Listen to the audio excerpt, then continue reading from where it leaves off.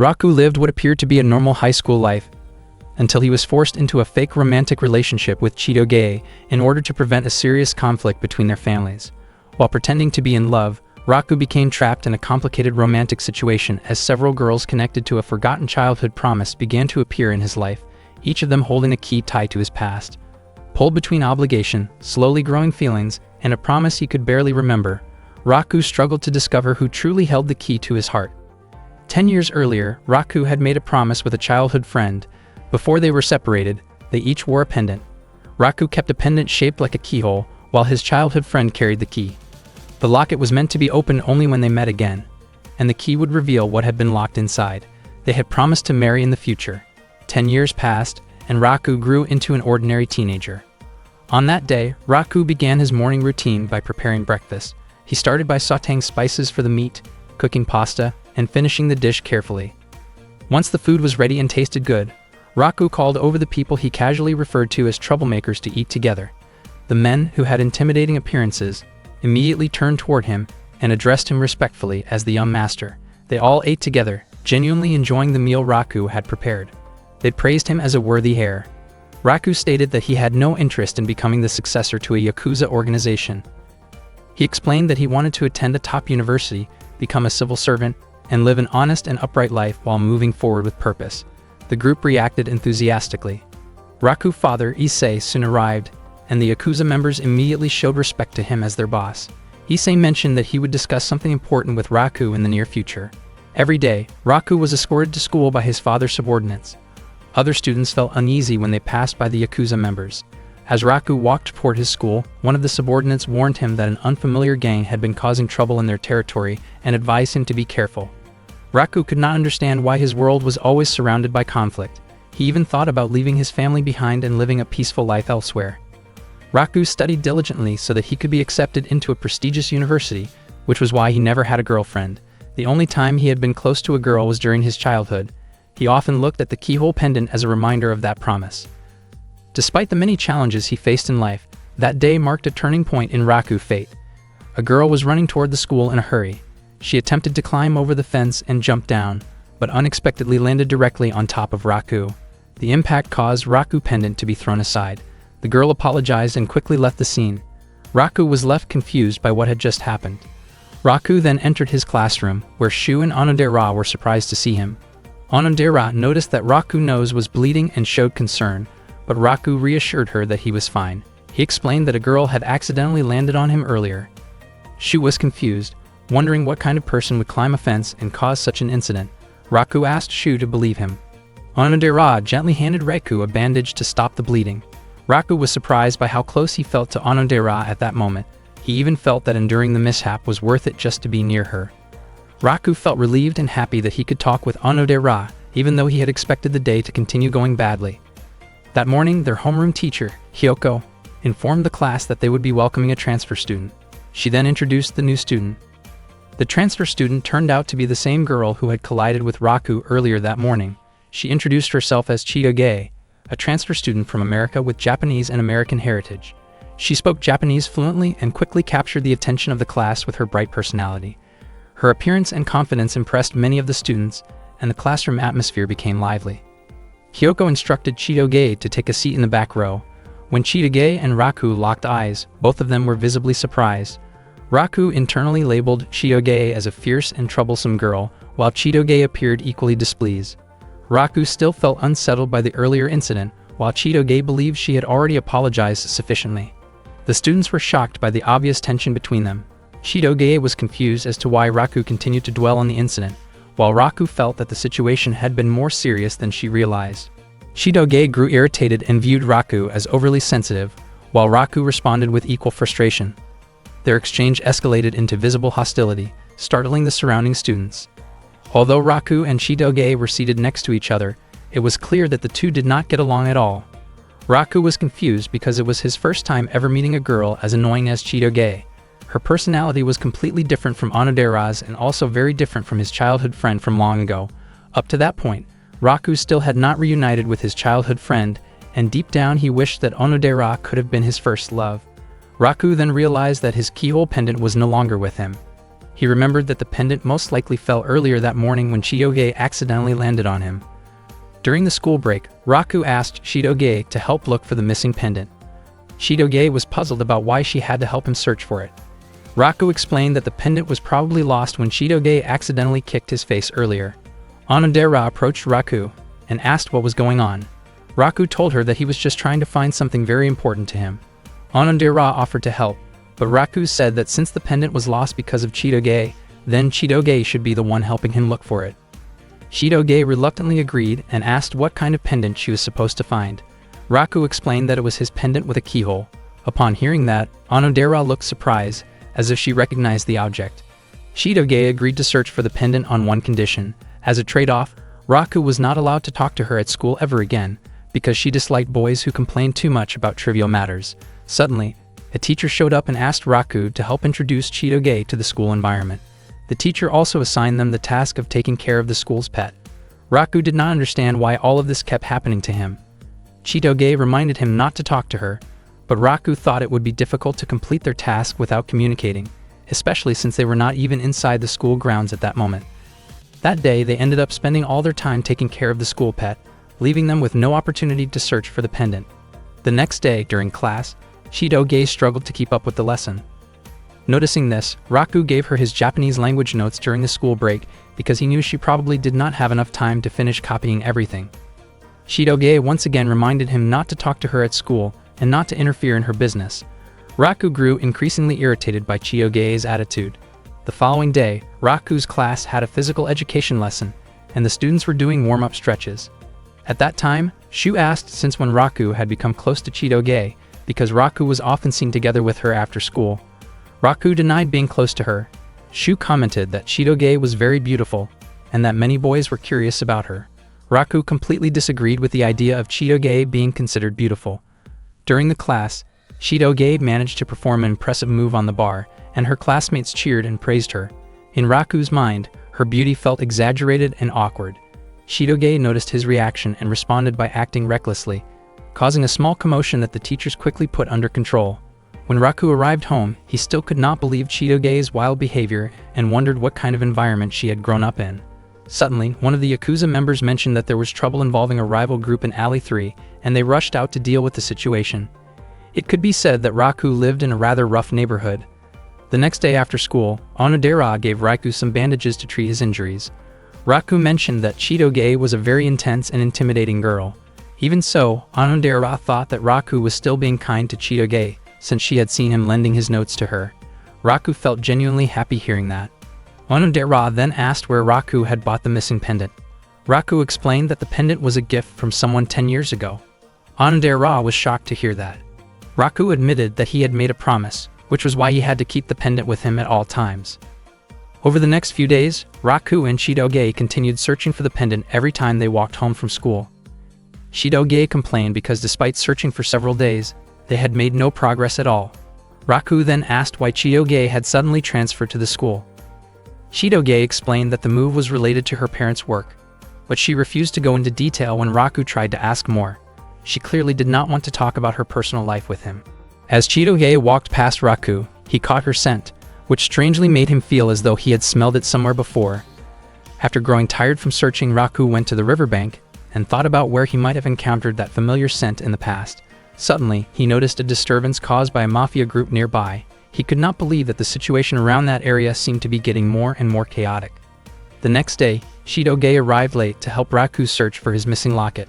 She admitted that she was irritated because her friends had been spreading rumors that she was dating Raku. In reality, Chitoge did not feel close to him at all, and every day after school, she still chose to help him look for the locket because she believed it was the right thing to do as a decent person. At the same time, Onodera was walking toward Raku because she wanted to help with the search as well. However, she ended up overhearing a heated argument between Raku and Chitoge. The two of them were caught in a tense exchange, blaming each other for the situation. Chitoge could not understand why Raku was panicking so much over a lost locket. In her view, Raku was the type of guy who overreacted to small things, almost like someone who could not sleep without a childhood comfort item. Chitoge acknowledged that it made sense if the locket had been given to Raku by a girl he cared about, but she still could not understand why he kept clinging to such a childish memory from the past. She believed that the girl who gave him the locket had probably already forgotten about it. Chitoge continued to speak harshly, which eventually made Raku lose his temper. He told her to leave if she truly did not want to help anymore. Heavy rain began to fall, and Chitoge immediately walked away after Raku raised his voice at her. Raku never expected that he would end up seriously scolding a girl, and the realization left him shaken. The following day, Raku continued searching for the missing locket on his own. From a distance, Chitoge quietly watched him. At that moment, Raku recalled Chitoge's words about how his childhood friend might have already forgotten him. Those words frustrated him deeply. Suddenly, Onodera approached and informed him that Chitoge had been looking for him. Raku waited, confused about why Chitoge wanted to meet him. Not long after, Chitoge threw the locket toward him. Raku was stunned that she had managed to find it. Onodera later explained that even after their argument, Chitoge had continued searching for the locket in secret. Chitoge did not want Raku to know that she had been doing so all along. Chitoge had also slipped a short note inside the locket, stating that her task was finished and that Raku should no longer speak to her while they were at school. Raku realized that although Chitoge was often irritating, she also had a genuinely kind side. He also understood that some of the things she had said to him were not entirely wrong. It truly might have been time for him to let go of his childhood promise. Suddenly, Onodera expressed that she did not agree with Raku's decision to forget the promise. She believed that if the other person still remembered making that promise, then that person would surely feel hurt if Raku abandoned it. Even if it was a promise made by two children, the fact that it existed meant that the person who made it cared deeply about him. Onodera apologized for saying something that might have sounded strange, but Raku did not mind at all. Instead, he felt grateful because her words helped him feel better. Onodera's face turned red as she looked at Raku. Raku realized that whether or not he would ever meet that person again, he should never forget the promise and must continue to keep it close to his heart. He thanked Onodera and then left. Onodera remained standing there, her face still flushed as she watched him walk away. She felt nervous, and once again, she could not bring herself to say what she truly felt. In truth, Onodera was the girl who had made that promise with Raku in the past. She felt foolish for being unable to confess the truth to him. That evening, Raku returned home, where Issei was already waiting to speak with him, just as he had mentioned before. Issei explained that a long-standing conflict between powerful groups was about to reach a critical point. Raku was shocked and wondered whether it was really acceptable for the situation to continue escalating. Issei then revealed that the leader of the opposing group was actually an old friend of his, and that the man had a daughter around Raku's age. Because of this, Issei planned to pair Raku with that daughter.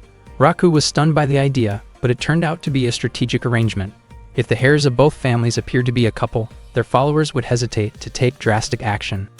Raku insisted that he did not want to be involved in such an arrangement. Issei asked whether Raku already had a girlfriend, but regardless of the answer, Issei made it clear that lives were at stake and that his decision would not change. Raku could not refuse his father, especially since the relationship would only be an act and would likely last just a few days. Suddenly, Raku heard a familiar voice. Issei then asked the girl who would be Raku's partner to come forward. To Raku's complete surprise, the girl was Chitoge. In that moment, everything finally made sense to him. Why Chitoge had suddenly transferred schools, why she avoided talking about her family, and why the scent around her had always felt familiar. It was the same sharp scent he associated with gunpowder. Issei declared that starting the next day, Raku and Chitoge would be in a relationship for 3 years. The days filled with constant arguments between them were about to turn into a period of living out a carefully constructed false love. Raku was forced by his father to date the daughter of a mafia boss. He never expected that the girl in question would be Chitoge.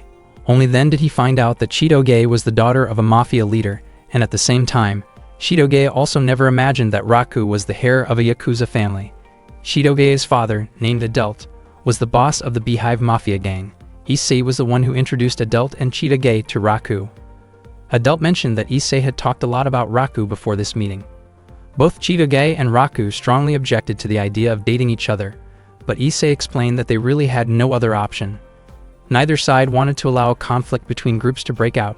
Suddenly, a group of people led by Claude rushed into Raku's residence, searching for their young lady. Claude was a high-ranking member of the Beehive Mafia and was assigned to protect Chitoge, so he came to bring her back. Not long after that, more members arrived and prepared themselves, creating a very tense situation with the opposing group. Issei realized that the Beehive members seemed to misunderstand the situation. Issei and Adult then explained together that Raku and Chitoge were a couple who were deeply in love. Everyone present was shocked and clearly found it hard to believe. Claude even looked to his boss for confirmation. Adelt admitted that both he and Issei had already given their blessing to the relationship. The Yakuza members were deeply moved, because they had been worried for a long time that Raku still did not have a girlfriend at his age. Some of them even started thinking about celebrating the news. Claude was also emotional, as he suddenly realized that Chitoge had grown up. He never imagined that the young lady he had protected since childhood would one day become a mature and independent young woman. Knowing this made him genuinely happy. The Yakuza members agreed to maintain peace for Raku's sake, and the Beehive Mafia members were also willing to support Chitoge so she could date without trouble. Raku and Chitoge both tried to deny their relationship. Raku teased Chitoge with a nickname that compared her strength to a gorilla, while Chitoge teased Raku by comparing him to a bean sprout. The tense atmosphere quickly escalated when both sides reacted strongly to the teasing, and the situation almost turned dangerous. Issei and Adelt immediately stepped in and made it clear that any harm toward either Raku or Chitoge would not be tolerated. The subordinates then asked again whether Raku and Chitoge were truly dating.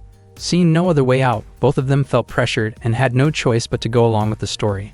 Raku explained that he and Chitoge were indeed in love. He clarified that the nickname he gave her was meant as a compliment, because she was as strong and dependable as a gorilla. He also emphasized that his feelings for her were not ordinary. Chitoge responded in the same way, explaining that she called him a bean sprout because of his very pale skin. They even started calling each other affectionate names. The faces of the subordinates turned red with embarrassment, and they became convinced that Raku and Chitoge were truly in love. That night, Raku and Chitoge sat together while looking up at the sky. They felt unable to complain about the situation, since they had no real choice other than to go along with it. Chitoge admitted that she did not even know what people were supposed to do while dating. Raku also confessed that he had no idea because he had never dated anyone before. Chitoge then admitted that she also had no dating experience, since she was not very good at romantic things. Raku thanked Chitoge for finding his locket. Chitoge explained that she felt bad hearing Raku constantly worrying about it. She became curious about why the locket was so precious to him and wondered if it was connected to someone important from his past. Raku then shared that the locket had been given to him by someone 10 years earlier. When his father once took him on a trip, he became close to a girl he met there. Before they parted ways, the girl gave him the locket as a symbol of their promise to meet again someday. Raku could no longer remember her name or face, but he still remembered the promise itself. He assumed that Chitoge might dislike something like that, because it involved holding on to the past. Chitoge explained that what she truly disliked were men who remained stuck in past mistakes and never tried to change themselves. As for a romantic promise like that, she actually found it sweet. Raku started thinking about ways to handle the situation, since dating Chitoge would definitely be exhausting for him. Chitoge, on the other hand, was also reluctant to date Raku. In the end, the two of them continued to tease each other, even though neither of them was happy about being in this relationship. The next morning, when Raku woke up from his sleep, one of his father's subordinates informed him that a guest had come to see him. Raku immediately went to meet the visitor and was surprised to find Chitoge there with her father. With a teasing grin on her face, Chitoge invited Raku to go on a date that very day. Hearing this, Raku was taken aback. He wondered why he had to go on a date with Chitoge. It turned out that because they were considered to be a couple, they were expected to do activities that couples normally do, such as going on dates together. Raku and Chitoge walked around the downtown area together. Unbeknownst to them, members of the Beehive Mafia and the Yakuza were watching them from a distance. Chitoge did not understand why she had to be put in a situation like this. According to Raku, there was no other choice but to go along with it, and he asked what they should do next. Chitoge admitted that she did not know either, because in her opinion, it was usually the man who was supposed to take the lead. Raku had never dated anyone before, but he had often imagined his ideal date with Onodera. In his imagination, they would chat together at a cafe, watch a movie, eat a meal together, and take a relaxing walk through a beautiful park. Raku suggested that they visit a cafe, but to his surprise, Chitoge kept criticizing the drinks and food that were served. After that, they went to a movie theater. Chitoge chose an action-packed movie, while Raku preferred an emotional film that was currently very popular. In the end, they decided on a romantic movie, since that was the kind of film people usually watched on dates. However, Chitoge ended up falling asleep before the movie was over. Raku never expected that a girl like Chitoge would look much cuter while sleeping than when she was being loud and restless. After the movie ended, Chitoge asked Raku to buy her some juice because she was thirsty. Raku felt irritated and realized once again that Chitoge really did not have a soft or gentle side at all. While Raku was buying the juice, Chitoge was approached by a group of rude men. She said that she was waiting for someone, but they kept bothering her. Even Claude and the others who were keeping watch from afar felt annoyed by the situation. The men continued to bother Chitoge, and she was already preparing to deal with them herself. Suddenly, Raku returned, grabbed Chitoge by the arm, and pulled her away as he started running. Chitoge was shocked and could only follow wherever Raku led her. When they finally stopped at a park bench, Chitoge wondered why Raku had stopped her, acting like a man who had just saved a girl from trouble, even though she could have handled the situation on her own. Raku explained that he only wanted to keep Chitoge away from a confrontation. He did not intend to defend the men, but he believed that if Chitoge lost her temper and caused a scene, people might end up judging her unfairly. Raku reminded her not to lower herself to that level. Hearing this, Chitoge's face turned red. She admitted that she also did not want to waste her time dealing with people like that. Raku realized that this was the first time in his life that he had held a girl by the arm. Chitoge commented that going on a date with Raku was annoying, boring, and full of unwanted advice, which completely ruined her mood. Even so, she admitted that it was not the worst experience ever, and she even added 1 extra point to the score if their date were rated out of 100. After saying that, Chitoge quickly walked away. As she continued down the street, Chitoge kept thinking about what had happened earlier. It was the first time she had ever been led by a man like that, and she felt that it was a mistake. Meanwhile, Raku did not understand what Chitoge actually wanted. He thought that if he had gone on a date with Onodera instead, his dream might have come true already. Suddenly, Onodera appeared right in front of him. She was surprised because she had just heard Raku say her name. Onodera asked what Raku was doing there, and Raku reacted in panic when he saw her. He then asked what Onodera was doing in that area. Onodera explained that she was on her way home after shopping with a friend. In truth, she had wanted to surprise Raku, but she ended up being the one who was surprised when she heard him mention her name. Onodera became curious about what Raku had been thinking. Raku's heart started beating fast as he saw Onodera looking straight at him.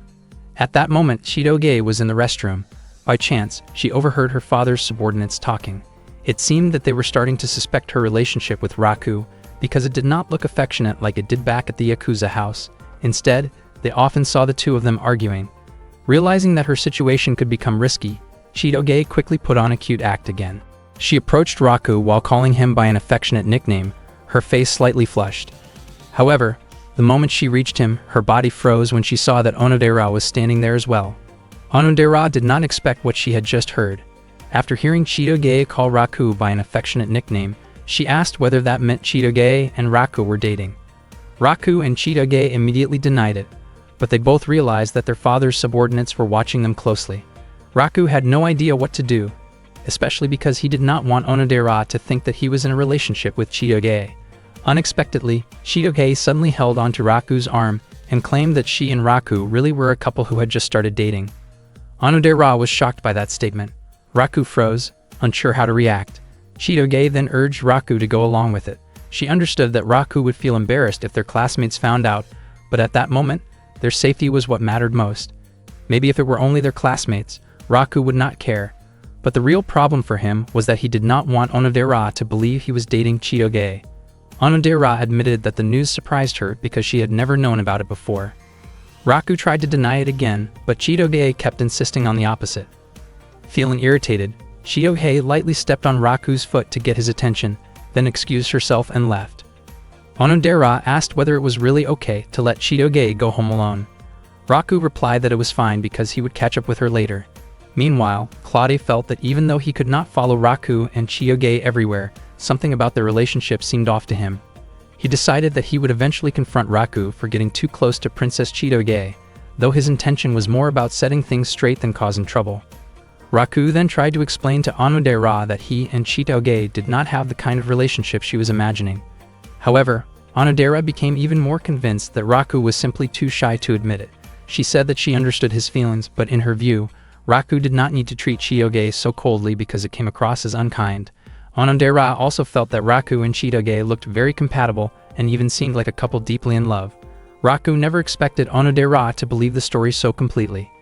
Onodera prepared to leave, assuming that Raku and Chitoge were on a date. But before she went home, Raku asked whether she had ever seen his locket before, perhaps when they were younger. Onodera said that she had never seen a locket like that at all, and she suggested that Raku should hurry and find Chitoge. After night fell, Raku searched around the park for Chitoge. He apologized for making her wait so long.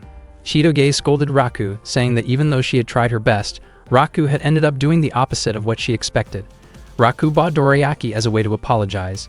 His face turned red as he admitted that everything really was his fault. Chitoge was surprised that Raku was actually aware of his mistake.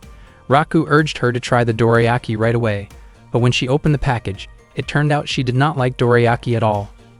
That night, Onodera returned home, where her mother offered her a new dorayaki flavor.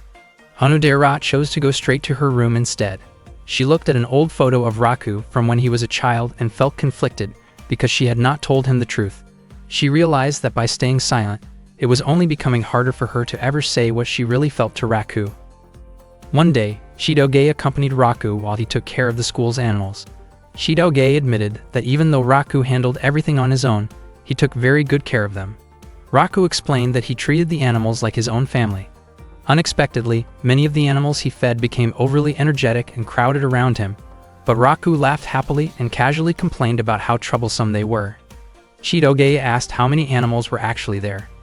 Raku said there were about 90, which shocked Chitoge and made her say that the place felt like a zoo. Some of the animals had names while others did not. Chitoge wondered why only some were named even though Raku considered them family. It turned out that precisely because he saw them as family, Raku was very careful when choosing names. One animal was named Divine Spacer Kiyoshi, which Chitoge felt was far too long. Raku then told Chitoge that she could name the animals instead, but she ended up just numbering them. Raku pointed out a few animals he had already named, such as Rodriguez IV, the turtle, and Crusher Kato, the chicken.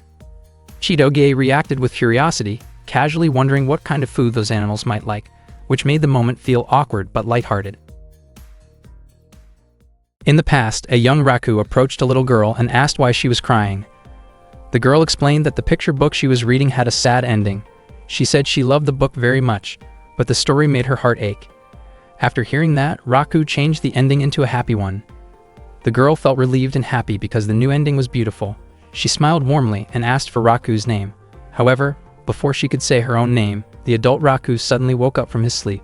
That moment from his childhood had once again appeared in his dream. Yet even now, Raku still could not remember the little girl's name. His face turned red as he recalled the girl's face from the dream, but he felt irritated because the dream never continued, even though he dreamed about her quite often. That morning, Raku quickly prepared breakfast while his mind was still stuck on the dream. After yesterday's conversation with Onodera, it was already clear that Onodera was not the girl from the pendant promise in his past. On top of that, Onodera had also been thinking about the fact that Raku was already dating Chitoge. Raku suddenly let out a frustrated scream, feeling overwhelmed by everything that was happening to him. His reaction made the Yakuza members around the house feel worried. After that, Raku headed to school with the intention of talking to Onodera to clear up the misunderstanding. He remembered Onodera's words about how the girl from the promise must have truly cared about him. Raku wondered whether that girl was still holding on to the key after all those years. Suddenly, Chitoge greeted Raku affectionately from across the street. Raku was surprised to see how exhausted Chitoge looked. She explained that she was tired because of what happened the day before. It turned out she had been overwhelmed by endless questions about her relationship, asked by her father's subordinates. Chitoge felt irritated because even at home, she could not catch a break. Raku realized that school might be the only place where they could relax, even just a little. Chitoge wondered how long this situation would last and whether it really had to continue for 3 years. According to Raku, the most troublesome person was Claude, since he was completely suspicious of their relationship. Raku asked where Claude was at that moment, but Chitoge did not know because she had not seen him yet that day. For Chitoge, the most important thing was making sure their relationship did not become known at school. She reminded Raku to explain things to Onodera, because if Onodera misunderstood and spread rumors, it would cause more problems. Raku felt confident that Onodera was not the type of person who liked gossiping. As soon as Raku opened the classroom door, he saw Onodera chatting with 2 of her friends. Onodera immediately greeted him. Just as Raku was about to explain what had happened the day before, all the students in the class suddenly congratulated him and Chitoge on becoming a couple. Their classmates hoped that the relationship would last all the way to marriage. Raku quickly tried to deny it, but Shu explained that on the previous Saturday, Itano and Shirogasaki had seen them together and assumed their relationship was real. Shu admitted that he felt jealous, since he never expected Raku to be the first one to get a girlfriend. Some of the male students wondered why Chitoge would choose someone as ordinary as Raku to be her boyfriend. Their homeroom teacher Kyoka was also surprised by the relationship between Raku and Chitoge. Raku tried to deny everything and clear up the misunderstanding, but at that moment Claude was secretly watching them from outside the classroom. Raku and Chitoge were shocked when they noticed Claude there. Claude was eagerly waiting to see how Raku would explain their true relationship, since he was ready to remove Raku if it turned out that Raku was not truly dating Chitoge. Their classmates waited for a clear answer about what kind of relationship Raku and Chitoge actually had. Left with no choice, Chitoge stated that she and Raku were a couple deeply in love. The class erupted in cheers after hearing that confirmation. Raku signaled to Onodera that he would explain everything to her later. Onodera praised them, saying that just as she had expected, Raku and Chitoge seemed like a well-matched couple. After school, Raku and Chitoge could not understand why their bad luck kept following them. Chitoge felt that her high school life was already ruined, and she could not understand why Raku seemed so calm about it. Because Claude kept watching them during breaks and lunchtime, Raku never got the chance to talk to Onodera. Chitoge told Raku to go home first, because she still had something to take care of. When Raku asked what she was planning to do, Chitoge responded by lightly tapping his head in annoyance. Raku worried that Onodera would continue to misunderstand him all the way until graduation. He did not want that to happen, and he was determined to talk to her somehow, but no matter what he did, he could not find the right opportunity. Unexpectedly, Raku ran into Onodera, who had just finished a committee meeting. Raku realized that this was a rare chance to talk to her, so he felt that he had to act right away. He wanted to start a conversation, but he worried that Onodera might ask why she was the only one being told about this. Raku began to panic about what he should say if Chitoge ever questioned him like that. If he said that he wanted Onodera to understand his situation, it would be the same as openly confessing his feelings to her. A confession was something that needed to be prepared carefully, and at that moment, Raku felt that his heart was not ready for it. In the end, Raku said that he thought he and Chitoge did not really suit each other. Onodera reminded him that he should not say things like that while he was still in a relationship. She felt that Chitoge might have her own reasons for being able to like Raku. Raku was not convinced because he believed he had no special strengths. However, Onodera told him that he actually had many good qualities. Raku genuinely felt happy hearing that from her. Onodera mentioned several of Raku's strengths, such as the time when Chitoge struggled with studying Japanese and Raku quietly gave her his notes, or how Raku could not stand seeing abandoned animals and always felt the urge to help them. She also brought up how Raku once helped an elderly woman for hours without expecting anything in return. Another example was when Raku lied to a teacher by saying that he had also forgotten his homework, just like his classmates, so they could all be scolded together. In Onodera's eyes, Raku had many admirable qualities. Raku never expected that Onodera paid such close attention to him. From Raku's perspective, it seemed unlikely that Chitoge would be drawn to those kinds of traits, yet he felt that he finally understood why Chitoge might like him. Suddenly, another student accidentally bumped into Onodera, causing a necklace from her bag to fall out. Both Raku and Onodera were startled when they saw it, and Onodera's face immediately turned red as she noticed Raku's curious expression. Raku thought that the key attached to it did not look like a house key. He began to wonder if it might be connected to the pendant he owned. Cold sweat formed on Raku's face as he thought about the possible connection between Onodera's key and his own pendant.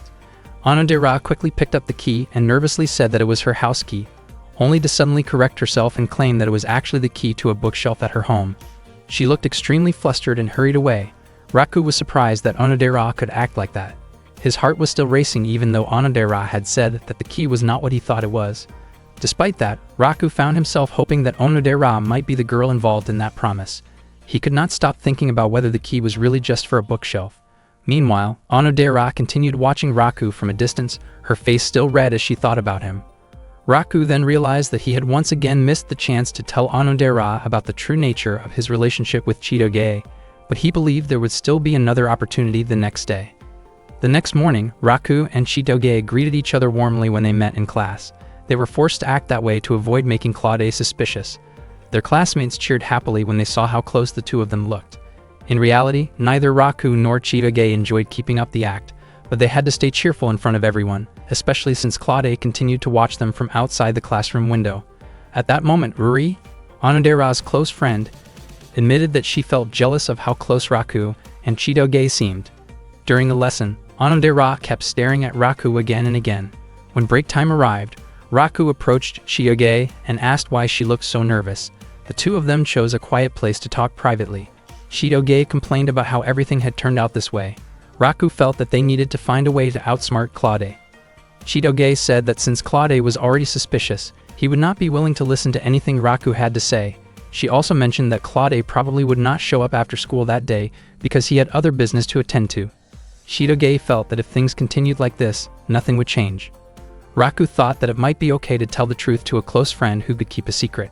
He believed that if someone else knew about their situation, the burden on his shoulders might feel a little lighter.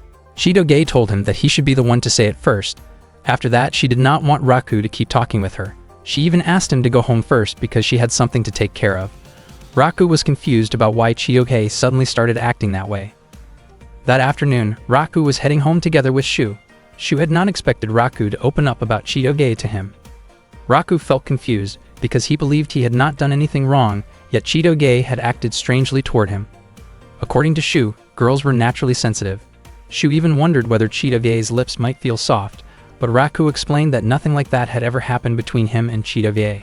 Shu said that he was willing to listen to Raku's worries because he was Raku's close friend.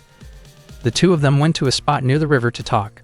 Raku explained Chitoge's behavior that day, while Shu admitted that he did not really understand the idea of keeping secrets from friends.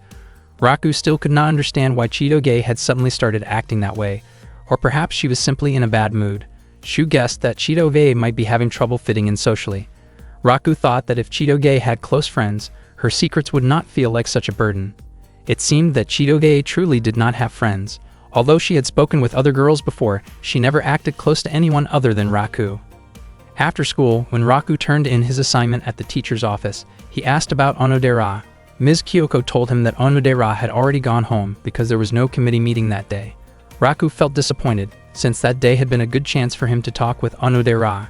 As he was about to leave, he suddenly remembered what Shu had said earlier, that Chitoge never acted close to anyone except him. Raku wondered why he was the one worrying about Chitoge. By chance, Raku overheard other students talking. They were discussing how Chitoge seemed distant whenever she talked with them. They admitted that it felt difficult to get close to a mixed heritage student like her, yet she looked friendly when she was with Raku. They felt as though Chitoge looked down on them. Raku immediately ran back toward the classroom. Only then did he realize that Chitoge really had been spending most of her time with him, ever since she transferred to the school. Especially when they were pretending to be a couple, Chitoge had pushed her own personal life aside. At that moment, Chitoge was making notes about the names of her classmates. Raku could only watch quietly. After Chitoge finished writing, she felt confident that she could finally start talking with them. Raku slowly approached her. Chitoge was startled when she noticed Raku and quickly covered her notebook, asking how long he had been standing there. Her face turned red with embarrassment after realizing that Raku had seen what she was doing. Chitoge reflexively tried to lash out, but Raku stopped her before it went too far. Chitoge was sure that Raku would laugh at her. She admitted that she did not know any other way to get close to people and confessed that she had no idea how to approach classmates. Claude had been protecting her since she was little. He had always been extremely protective, even escorting Chitoge to school and constantly keeping an eye on her. He also always tried to find out who she spent time with, which made it difficult for Chitoge to make friends. In truth, she wanted to live like a normal girl. She had thought that moving to Japan would mean no one would know that she was the daughter of a mafia boss, but the situation turned out to be no different. Chitoge herself wondered why she had ended up telling all of this to Raku. Raku felt that his own life was not that different from hers. He had even made similar notes before. Since Raku was little, his father had been part of the Yakuza, and every time he changed schools, people always whispered about him. Raku explained that Ueshida was actually a nice person who got really excited when talking about sports. He suggested that Chitoge ask Suzuki about schoolwork because she was smart, and he hoped that Chitoge could get closer to Maria, who clearly wanted to talk with her. Raku knew a lot about his classmates thanks to the notes he had once made, and he even offered to help Chitoge become closer with everyone. Raku admitted that Chitoge could be annoying, but he understood how she felt. Chitoge's face turned red, yet she acted as if she was reluctantly accepting Raku's help. Raku became even more convinced that Chitoge was not cute at all. Chitoge stated that she would not act sweet toward Raku, because their relationship was only pretend. Unexpectedly, that conversation was overheard by Onodera, who was standing at the front of the classroom. She was shocked and could not understand what was really going on. One morning, Chitoge headed to school together with Raku. Suddenly, two fellow students came over to greet Chitoge. At first, she looked very nervous, but moments later she started talking about sports. They seemed very comfortable chatting about a sports match from the previous night. Raku noticed that the note she had prepared earlier seemed to help a lot. From that day on, little by little, Chitoge managed to grow closer to her classmates. She was not the type of person who struggled to make friends. Rather, her natural personality allowed her to connect easily once she was given the chance. That day, Chitoge was assigned to take care of the plants at school, and she quietly sang to herself because she felt happy.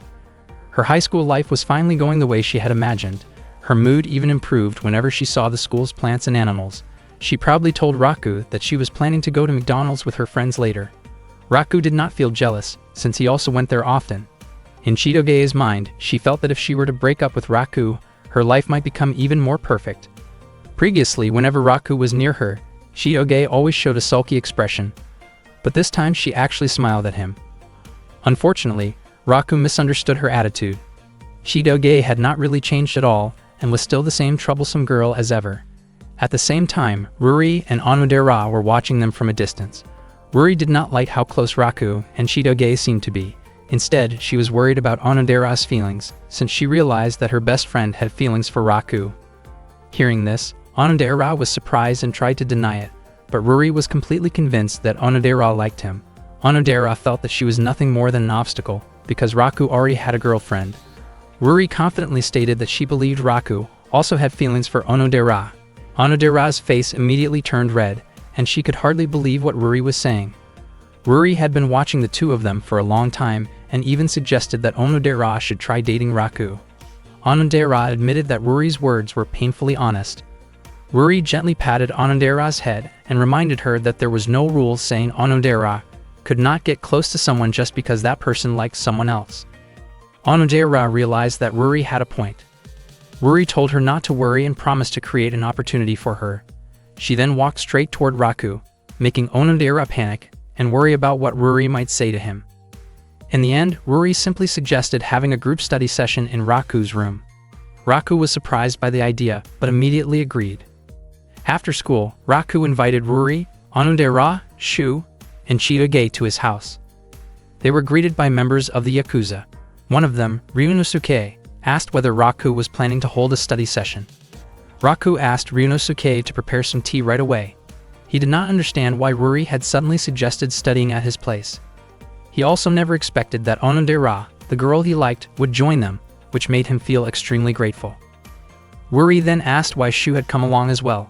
Shu explained that there was nothing wrong with him joining, especially since he and Ruri were both glasses-wearing classmates. Raku wondered if this had all been Onodera's idea and tried to get Ruri to admit it. At that moment, Raku and Onodera accidentally made eye contact, but Onodera quickly looked away, her face turned red, and she could not bring herself to look at Raku. The group then headed toward Raku's room. Raku tried to calm his racing heart, but suddenly Chitoge started moving around excitedly in front of him, prompting Raku to wonder what was making her so nervous, or rather, so cheerful. Chitoge admitted that it was her first time ever studying in a group with friends, and wondered if it was wrong for her to feel that happy. When they arrived at Raku's room, Ruri was amazed by how spacious it was. Shu mentioned that it had been a long time since he had last been there. Chitoge, on the other hand, commented that the room felt small and had a strange smell. Raku felt irritated that Chitoge would say something like that in front of Onodera. Onodera's face turned red when she noticed the familiar scent of Raku's room, making her feel even more embarrassed. Once again, Onodera and Raku accidentally locked eyes, but she quickly turned her face away. She was truly too shy to look at him directly. Not long after, Ryunosuke arrived with tea for everyone. Raku picked up the tea tray, and Onodera hurried over to help him. However, when their hands accidentally touched, Onodera panicked and ended up tossing the tray into the air. Ryunosuke immediately became flustered and asked whether Raku was all right, while Onodera, overwhelmed with embarrassment, quickly apologized. At that moment, Raku felt so restless that he did not know what to do. He tried to calm himself down and focus on his assignment. Onodera asked Ruri to help her with a problem she found difficult, but instead, Ruri told Raku to help Onodera. Onodera was surprised and wondered why Ruri had pointed her toward Raku instead. Ruri admitted that she was not good at that particular subject. Onodera found it strange because Ruri had been able to solve even harder problems the day before. Worried then asked Onodera not to question her any further. Onodera quickly approached Raku, looking nervous as she asked for his help. Their faces both turned red because they were standing so close to each other. At that moment, Raku's heart was beating extremely fast, not only because Onodera was right beside him, but also because he was not confident in math. He did not know what to say to her and even worried that she might be able to hear how fast his heart was pounding. Raku tried to calm himself, but the math problem truly was difficult. Suddenly, Chitoge suggested that they should align the variables first. Raku told Chitoge that she should just focus on her own assignment. Chitoge replied that she had already finished it, which Raku could hardly believe since the homework that day was 3 full pages. Chitoge then showed the completed assignment to him. Raku was shocked and realized that Chitoge was actually smart, even though he had assumed he was better than her. It turned out that when Chitoge studied in America, she consistently earned straight A grades. She was also willing to help Onodera. Onodera felt very happy because Chitoge explained everything in a clear and easy-to-understand way. Hearing the praise, Chitoge laughed cheerfully and looked down at Raku with confidence. Raku felt extremely annoyed and silently wished she would stop acting so smug. Not long after that, Chitoge suddenly asked whether there was a guy that Onodera liked. Both Raku and Onodera were caught off guard by the question. Raku wondered why Chitoge would bring up something like that, but to Chitoge, it was a normal topic among girls. Onodera admitted that she did not have feelings for anyone yet. Hearing that, Raku smiled to himself because it meant he still had a chance. Chitoge also admitted that she did not like anyone at the moment and hoped she would experience something romantic someday. Their classmates felt confused by Chitoge's statement, and realizing the awkward atmosphere, Chitoge claimed that she was only joking. Raku immediately played along to help smooth things over. They continued acting close so their classmates would not grow suspicious. Shu suddenly asked how far Raku and Chitoge's relationship had progressed. Chitoge panicked upon hearing the question. Raku quickly stopped Shu from continuing and led him outside, clearly uncomfortable with the topic. Raku warned Shu not to talk about things like that. He then explained the fake dating situation and asked Shu to keep his secret. However, Shu revealed that he had known from the start and had only pretended not to know so he could enjoy the situation. Raku was surprised that he had ended up telling Shu everything. Shu advised Raku not to let Onodera misunderstand anything and suggested that Raku should be honest and confess his feelings to her. Shu even offered to help, as he believed that Onodera had feelings for Raku as well. Raku was shocked and felt that such a possibility was hard to believe. Raku and Shu then returned to the others.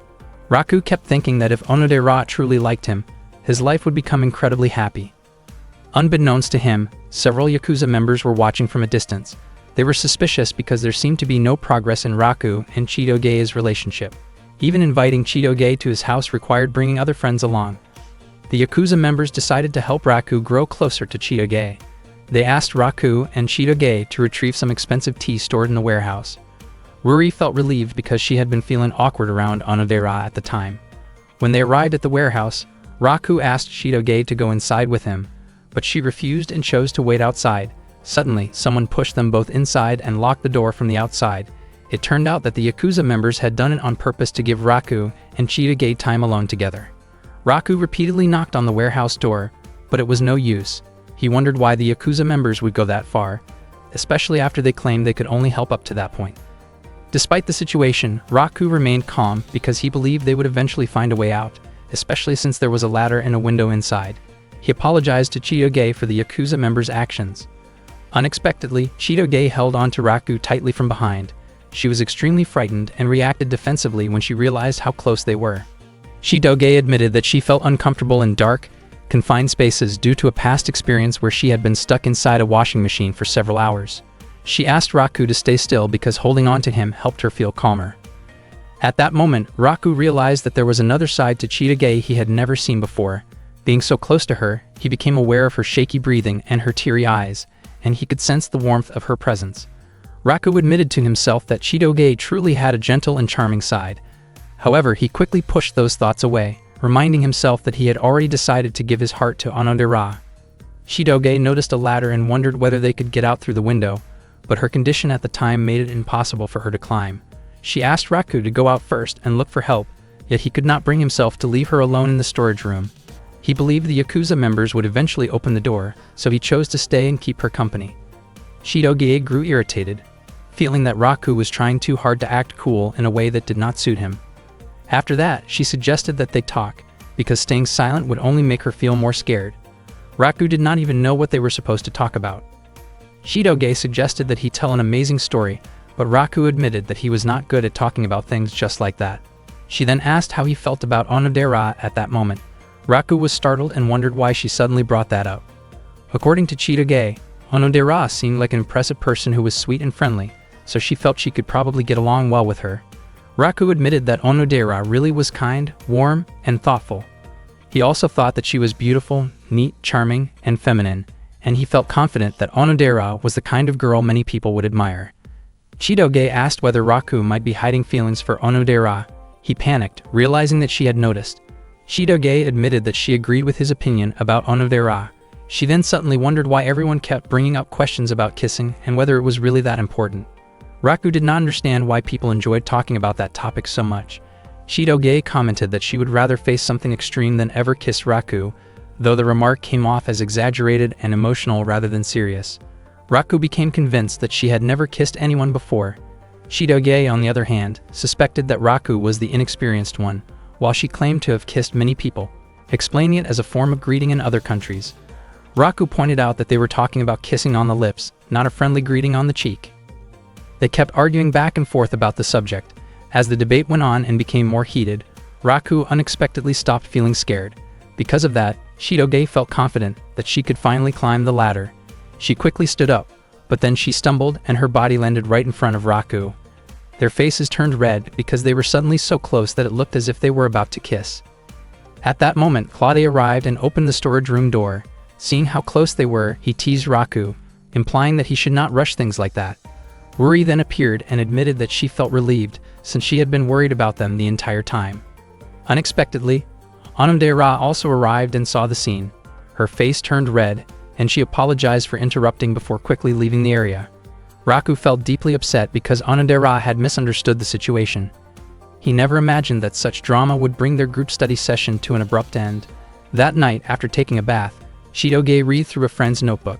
Before this, she had viewed Raku as loud, overly heroic, and annoying. She added a note about him, writing that he might possibly have a good side, though it seemed like it was probably just her imagination. In the end, she thought of Raku as nothing more than a bean sprout. Earlier during the group study session, Onodera had gone to look for the restroom, leaving Ruri alone with Shu. Shu asked whether Ruri had ever kissed anyone, which caught her completely off guard. Ruri refused to answer and wondered why Shu was suddenly acting so familiar with her. She brought up her suspicions about the relationship between Raku and Chitoge, feeling sure that Shu knew something. But he only continued teasing her, making her feel uncomfortable and turned off by his attitude. Meanwhile, Onodera became confused about where the restroom was and decided to ask Ryunosuke for directions. That day, during the break, Raku bought a drink from the school vending machine. His mind was still stuck on what had happened at his house the day before. He desperately wanted to forget the incident with Chitoge in the storage room, but he could not stop worrying about Onodera, who might have misunderstood what she saw when Raku and Chitoge were together there. When Raku reached the area near the classroom, he noticed Ruri trying to cheer Onodera up and telling her not to stay gloomy. Onodera explained that she felt like she could not interfere in someone else's relationship. Unfortunately, Raku could not clearly hear their conversation. Ruri then asked why Onodera was still keeping that key and whether she was still searching for the boy she had made a promise with 10 years ago. Hearing this, Raku began to wonder if Onodera might be the girl from that promise long ago. Ruri continued encouraging Onodera to give herself a chance to express her feelings to Raku and even planned to ask Chitoge for help. Ruri was very confident that Raku truly liked Onodera, especially because she strongly suspected something complicated about the relationship between Raku and Chitoge. That same day, Ruri asked Chitoge for help by inviting her to join the school swimming team. Ruri explained that the swimming team would hold a group practice the next day, but they were short on members. She chose Chitoge because of her excellent athletic ability. Chitoge did not mind at all since she genuinely enjoyed sports, although she was surprised to see Raku there as well. Raku was confused about why Ruri had invited him, considering it was a girls' swimming team. Ruri explained that she needed Raku's help to support someone. Raku, however, was still distracted by the conversation about the 10-year promise that Ruri and Onodera had earlier that morning, making it hard for him to focus. Suddenly, Onodera arrived and was confused about why Ruri had signed her up for the swimming team even though she could not swim. Raku was startled when he saw Onodera in a swimsuit. He had not expected how sweet and charming she looked in it. Onodera became extremely nervous upon noticing Raku, while Raku kept wondering why she continued carrying the key she referred to as a bookshelf key. Onodera's face turned red as she stood there, unsure of what to do. Shidoge quickly scolded Raku for staring too much and snapped him out of it. At that moment, Onodera began to wonder if Raku might actually have feelings for her. She felt awkward being so close to him. Suddenly, Ruri casually brought up what Raku and Shidoge had been doing together in the dark storage room the day before. The question shocked everyone, and Onodera was confused as to why Ruri would mention that. Raku explained that it had only been an accident caused by losing balance. Hearing this, Onodera felt relieved and realized that Ruri had asked the question for her sake. Ruri then made sure that nothing inappropriate had happened between them. Not long after, Shu approached them, having come specifically to watch Onodera and Chidoge help the swimming team. He was clearly impressed by Chidoge and Onodera, though he showed no such interest in Ruri. Annoyed by his attitude, Ruri pushed Shu into the pool to shut him up. She then firmly warned him to stop causing trouble. Ruri explained that she had asked Raku to help teach Onodera how to swim. Both Raku and Onodera were shocked to hear this. Chidoge looked excited, while Raku became visibly nervous. Onodera's face turned bright red when she realized that Raku would be the one teaching her. It turned out that Ruri had planned everything without telling Onodera beforehand. Chidoge wondered why Ruri had invited Onodera, even though she could not swim. Onodera apologized to Chidoge for the sudden situation, but Chidoge did not mind at all and even said that she was enjoying herself. Seeing how friendly and kind Chidoge was, Onodera felt that Chidoge truly seemed like someone worthy of Raku's affection. Suddenly, a suspicious man approached while disguised, offering to help Chidoge with sunscreen. Ruri immediately kicked him away, revealing that it was actually Shu in disguise. She told him to go home if he was only going to cause trouble. Meanwhile, Raku wondered whether Claude had been watching him the day before. If Claude had been there, Raku was certain that Shu would not have acted so recklessly. In fact, Claude was watching Chidoge from a distance and was surprised to realize how much she had grown up. Chidoge demonstrated to Onodera how to jump and swim in the pool. She moved skillfully through the water, kicking swiftly, and when she reached the edge of the pool, she checked whether Onodera understood the idea. Onodera was completely amazed by Chidoge's impressive movements. Raku thought that Chidoge was so skilled that her technique might actually be difficult for a beginner to follow. Feeling a bit discouraged, Chidoge fell silent at the side of the pool. Raku then stepped in and began teaching Onodera the basics, starting with simple leg movements. Raku felt genuinely happy to be able to teach Onodera privately, especially since she was standing so close to him. He did not expect to be guiding her so closely, even holding her hand to help her balance. Onodera's hand felt warm and soft, and with a flushed face, she asked him not to let go. Unfortunately, Raku became too nervous and accidentally loosened his grip, causing Onodera to fall into the pool. Raku immediately apologized, but Onodera realized that it happened because she was still inexperienced. Raku suggested taking a short break, but Onodera refused, saying that since Raku was putting so much effort into teaching her, she wanted to stay motivated. Onodera's bright smile made Raku's face turn red, and he became flustered, running off while shouting in embarrassment. Onodera looked incredibly sweet, leaving a strong impression on Raku's heart. Onodera herself looked shy as well and soon went to buy a drink as a small gesture of thanks to Raku. In the end, Raku felt more motivated than ever to continue teaching Onodera how to swim. Padasae 2. Raku noticed Onodera's key lying there. He slowly moved closer to it, thinking that if the key really was the one from 10 years ago, and if Onodera was the person who had made that promise with him back then he could end up marrying Onodera.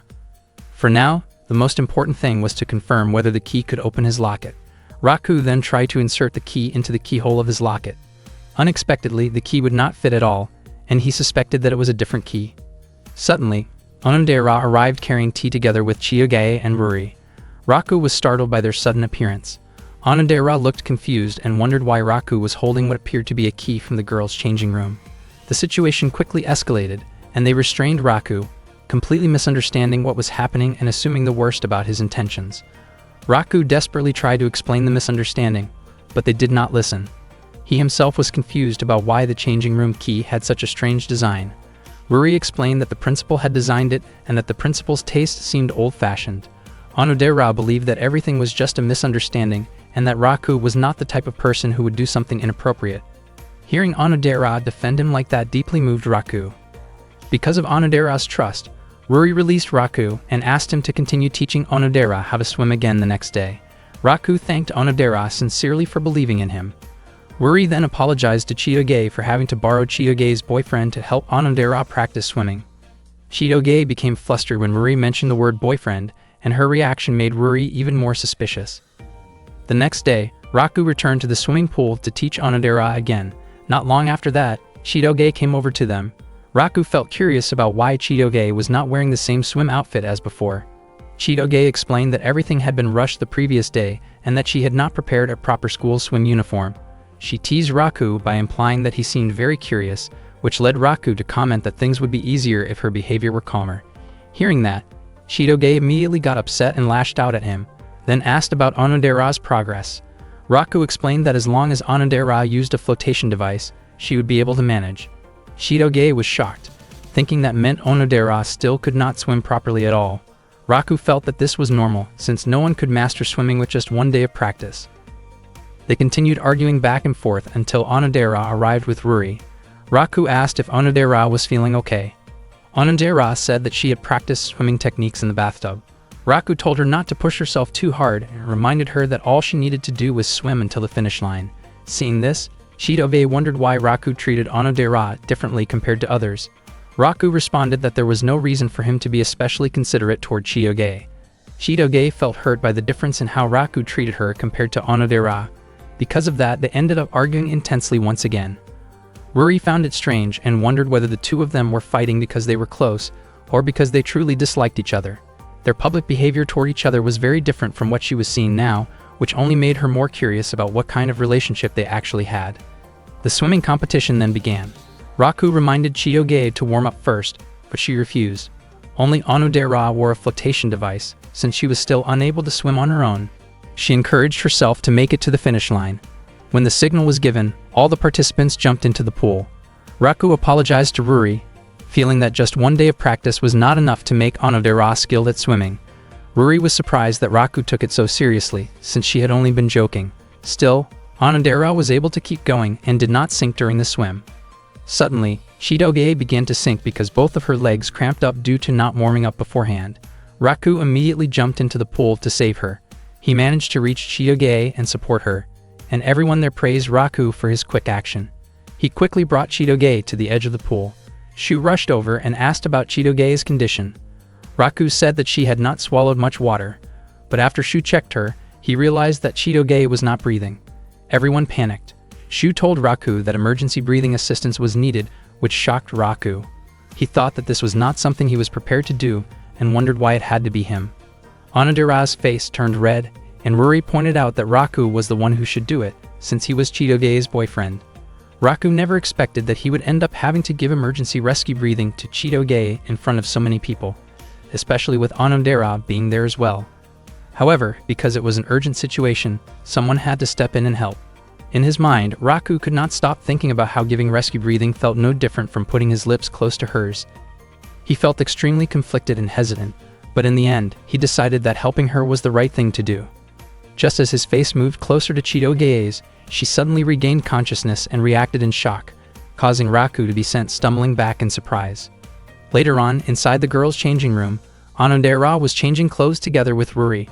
Onodera mentioned that Raku was an amazing guy because he bravely saved Chitoge when she was drowning. Ruri then wondered whether Onodera secretly wished that she herself had been the one in danger instead. Feeling flustered, Onodera quickly denied that idea. Ruri noticed that Onodera often looked timid and unsure of herself, yet in the end, it was still hard to tell whether the relationship between Raku and Chitoge was good or bad. Their chemistry seemed both compatible and conflicting at the same time, but one thing was certain: Raku and Chitoge did not look like a couple at all. Seeing how Onodera always carried her key everywhere she went, Ruri pointed out that Onodera had been carefully protecting that key for 10 whole years. Onodera explained that it was something very precious to her. Ruri felt that the promise connected to the locket from 10 years ago was a waste of time, especially since Onodera could not even remember the face of the boy from back then. Ruri believed that the feelings right in front of her mattered more. Still, she also thought that the love from 10 years ago was connected to the feelings in the present, and she was convinced that Raku had simply mistaken the changing room key for the locket key the day before. Meanwhile, Raku was waiting outside while the girls were changing clothes when Shu suddenly approached him and brought up the incident at the swimming pool earlier. Shu then teased Raku by asking who he would choose between Onodera and Chidoge, making immature and inappropriate comparisons that crossed the line. Hearing that careless conversation, Chidoge reacted immediately and, in her frustration, pushed both of them back into the pool to put a stop to it. Back when Chidoge was still in middle school, she once made chocolate for Valentine's Day. The subordinate members of her father's mafia group were asked to try it. The chocolate she made was actually quite bitter and tough to chew, but because they were intimidated by Claude, they forced themselves to praise it and said that Chidoge's chocolate was the best they had ever tasted. Later, on the way home from school, Shu asked Raku whether he had received any Valentine's chocolate. Raku said that he had received far too many, as it turned out that all the Yakuza members had given chocolate to him. Meanwhile, Onodera never found the courage to give her Valentine's chocolate to Raku, even though she had made it herself. Ruri noticed the chocolate and asked who it was meant for. Onodera said that it was not for anyone in particular, so Ruri asked if she could have it instead. Unexpectedly, after eating it, Ruri ended up feeling unwell because Onodera's homemade chocolate did not turn out right. During the New Year's celebration party, Chidoge was invited to Raku's residence. The Yakuza members asked Raku to show his talent and skills in front of everyone. Raku then sang a song beautifully, surprising everyone who listened.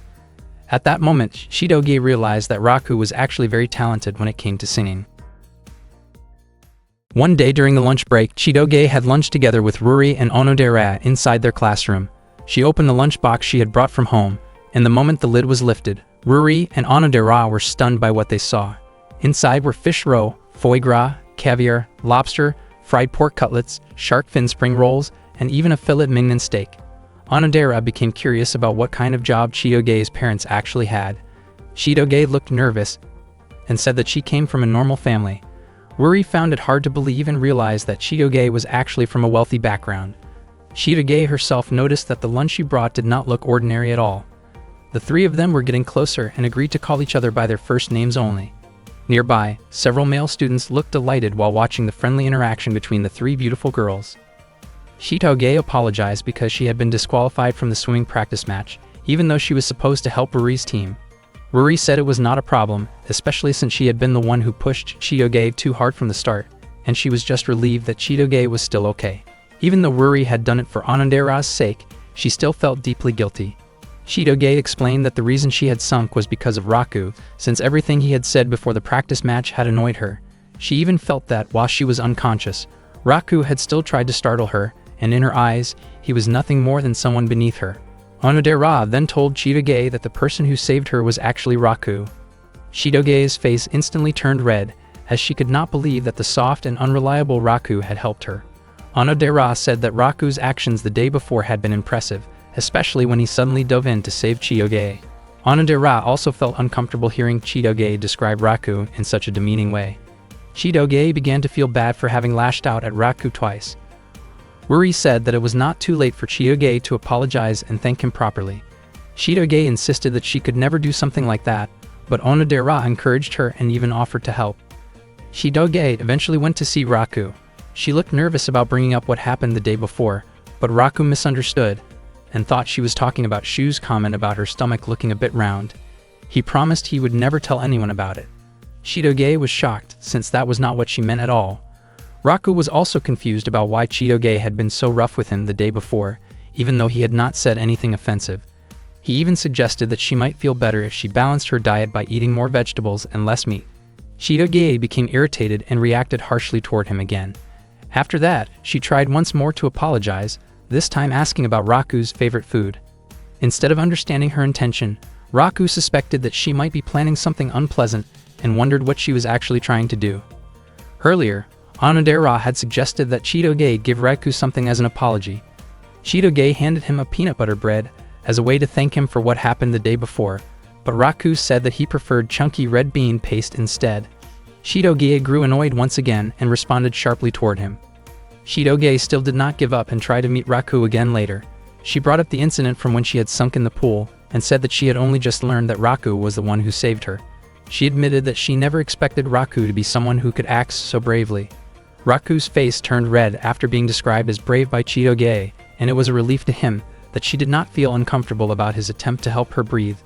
Raku admitted that he had panicked because Chitoge had stopped breathing. Chitoge was surprised and wondered if Raku had truly been worried about her. Raku then asked why she did not seem bothered by it, even though it had been a first-time experience for him. Chitoge misunderstood and thought he was talking about saving her from drowning. She said that it did not scare her at all and that she actually felt happy about it. Raku was confused about why Chitoge felt that way and did not see it as a serious issue. He became even more surprised and confused by what seemed like hidden feelings from her. The misunderstanding continued until Raku finally mentioned the attempt to help her breathe, which made Chitoge angry and caused her to react strongly once again. At that point, Chitoge seemed exhausted and decided that she would never properly thank someone as annoying and foolish as Raku. Onodera tried to calm her down. Ruri remained unsure whether Raku and Chitoge were actually a good match or not. She asked whether Raku and Chitoge were truly dating. Chitoge was startled by the question, but she remembered that Raku had once said that secrets could be shared with close friends. In the end, Chitoge chose to be honest with them. Ruri and Onodera were shocked to learn that Chitoge and Raku were not actually dating. Chitoge explained that their parents had a unique relationship, and because of that situation, she and Raku had been forced to pretend to be a couple. She added that if the circumstances were different, she would never choose to be with someone like Raku. Hearing that, Ruri asked what Chitoge would do if another girl developed feelings for Raku. Chitoge said that she would not mind at all. She asked Ruri and Onodera to promise to keep the secret, because if it ever leaked out, the consequences would be disastrous. Ruri became curious about what Chitoge's family was really like. But Chitoge once again insisted that she came from an ordinary family. After that, Chitoge excused herself, saying she had to go take care of the animals. After Chitoge left, Ruri suggested that Onodera should finally confess her feelings to Raku as soon as possible. However, Onodera felt that doing so would be too sudden. Ruri warned her that if she did not act soon, someone else might take Raku away. Onodera admitted that she had almost given up on expressing her feelings to him, but she realized that this was a rare and valuable opportunity. She did not want those emotions to keep weighing on her heart, so she decided that she would try her best to confess her feelings to Raku. Onodera had no idea how she should do it, and even imagining the moment already made her feel embarrassed. Ruri encouraged her to be brave, and reminded her that she needed to keep trying no matter how difficult it felt. Meanwhile, Raku still did not understand the way girls behaved, especially Chitoge, whose actions often came across as rough and unpredictable. Because of that, the pendant Raku treasured now had several scratches. He really wanted to replace the chain, since if he left it as it was, it might completely break before he ever reunited with the girl connected to the promise behind that pendant. Raku wondered what that girl was doing now. He would not even be surprised if he turned out to be the only one who still remembered the promise, since 10 years had already passed. Suddenly, Raku accidentally bumped into someone carrying items, causing his pendant to fall and the chain to snap. Later, Raku arrived at the animal shed to help take care of the pets together with Chitoge. Because he arrived late, Chitoge scolded him for it. Raku then casually asked whether Chitoge had been about to thank him earlier. Chitoge was caught off guard and nervously denied it, insisting there was no reason for her to do so. She then asked why Raku had saved her and wondered if he did not actually dislike her. Raku felt that of course he would help her, since he did not have time to think about things like personal grudges in that moment. He explained that his body had moved on its own without him realizing it. Raku believed there was some kind of hidden connection between the two of them. Even though their relationship was only an act, they were still technically a couple. Chitoge stayed silent, which made Raku think she had not heard him. Her face slowly turned red as she quietly expressed her gratitude for him saving her, and she also apologized for how harshly she had treated him before. After that, Chitoge said she was heading home. Raku stopped her because he had not heard her clearly, but her reaction once again came across as clumsy and defensive. Although Raku had not heard her words clearly, he was sure that Chitoge had thanked him. He wondered why she could not be a little gentler with him. As Chitoge walked away, she accidentally noticed Raku's pendant lying on the road. At the same time, Ruri asked Onodera what it was that she liked about Raku. Even though Ruri had been friends with both of them for a long time, she still did not fully understand that part. She admitted that Raku was not a bad person. Onodera found it difficult to put into words why she liked Raku so much.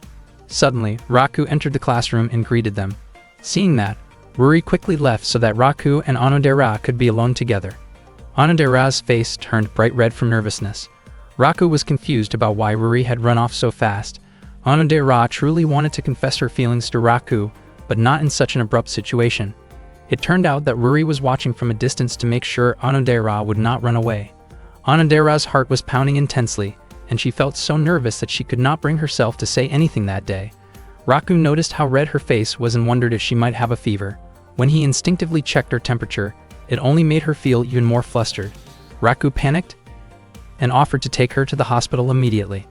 Onodera tried to calm him down, but Raku was still worried and believed she needed medical attention as soon as possible.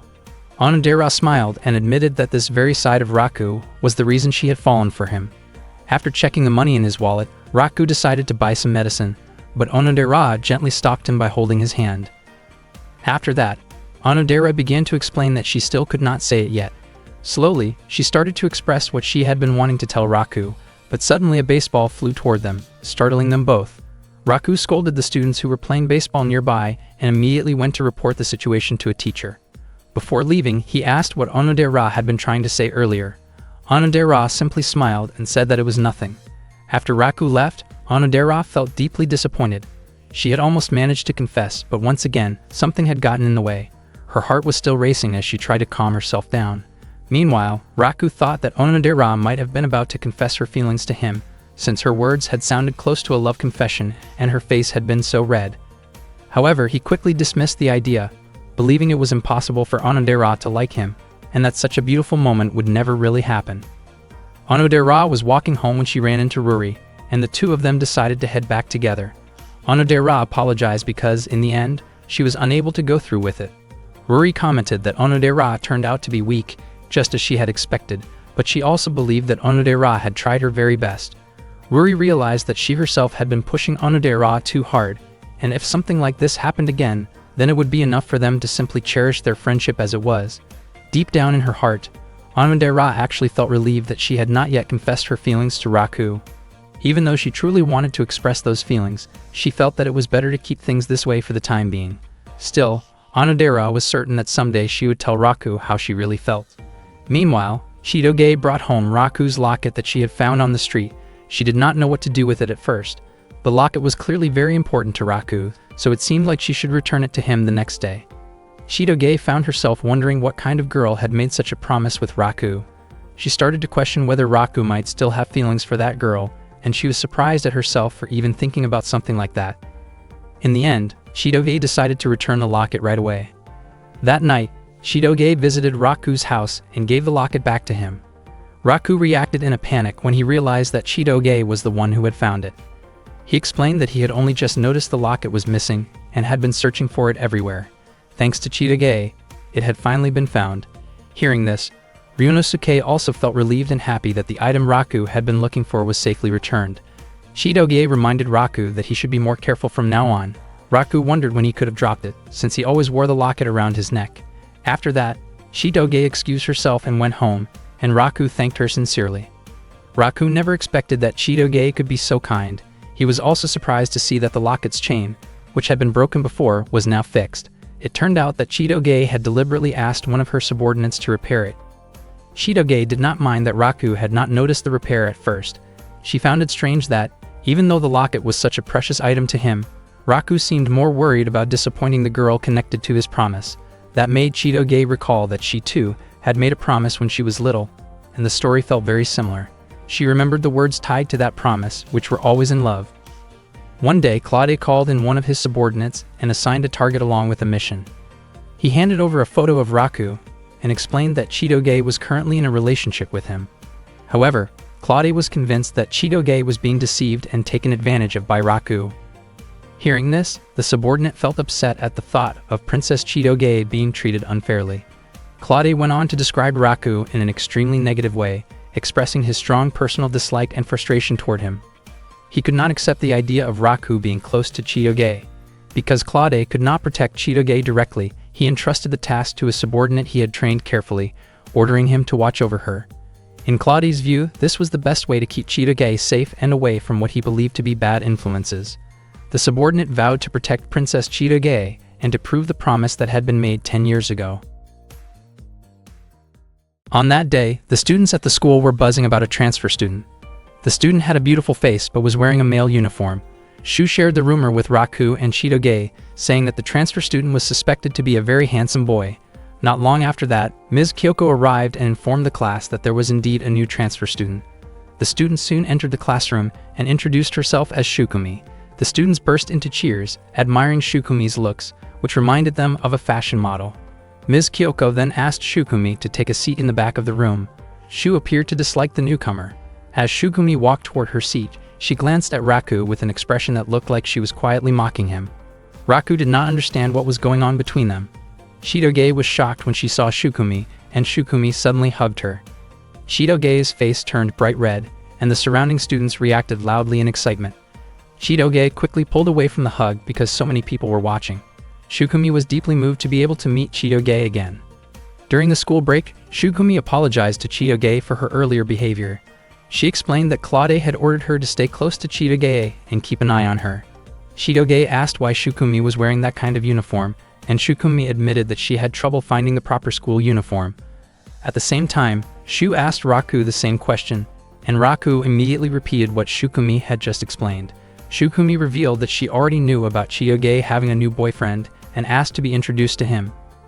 Chitoge then called Raku over and introduced him to Shukumi. Raku forced a smile and tried to act friendly. Shukumi said that she had heard many things about Raku and believed that he was someone reliable. Raku felt confused, since Shukumi was connected to the mafia yet looked completely ordinary and harmless. Shukumi formally introduced herself and mentioned that she and Chitoge had been friends since childhood. She also admitted that she had been thinking about Chitoge a lot lately. Without thinking, Raku accidentally referred to Chitoge using a teasing nickname. Chitoge quickly tried to cover his mouth and brushed it off as a joke. Raku felt puzzled, since Chitoge had previously claimed that she did not have any close friends. When lunchtime arrived, Shukumi tried to take care of Chitoge by offering her food, but Chitoge refused. Shukumi kept persuading her, recalling how they used to share meals when they were younger. Chitoge became irritated and asked Shukumi to behave more appropriately. Shukumi even brought Chitoge her favorite assam tea. She simply smiled and commented that Chitoge had become even more beautiful. Raku watched all of this in confusion, while Shu asked him if he was really okay, since his rival seemed quite strong. Chitoge finally snapped at Shukumi and told her to stop pampering her so much. Shukumi looked confused by Chitoge's reaction, as they used to be extremely close in the past and spent almost all of their time together. Frustrated, Chitoge walked off toward the restroom. Soon after that, Shukumi asked Raku to talk with her privately. Shukumi led Raku up to the rooftop so they could talk alone. She wanted to know whether Raku truly loved Chitoge sincerely. Raku was taken aback and nearly let the truth slip out. He insisted that he loved Chitoge very much, but Shukumi did not believe him and questioned how deep his feelings really were. Shukumi declared that she loved Chitoge deeply and was willing to give up everything for her. In a tense moment, Shukumi revealed just how serious she was by showing how far she would go to protect Chitoge, which left Raku completely confused and shaken.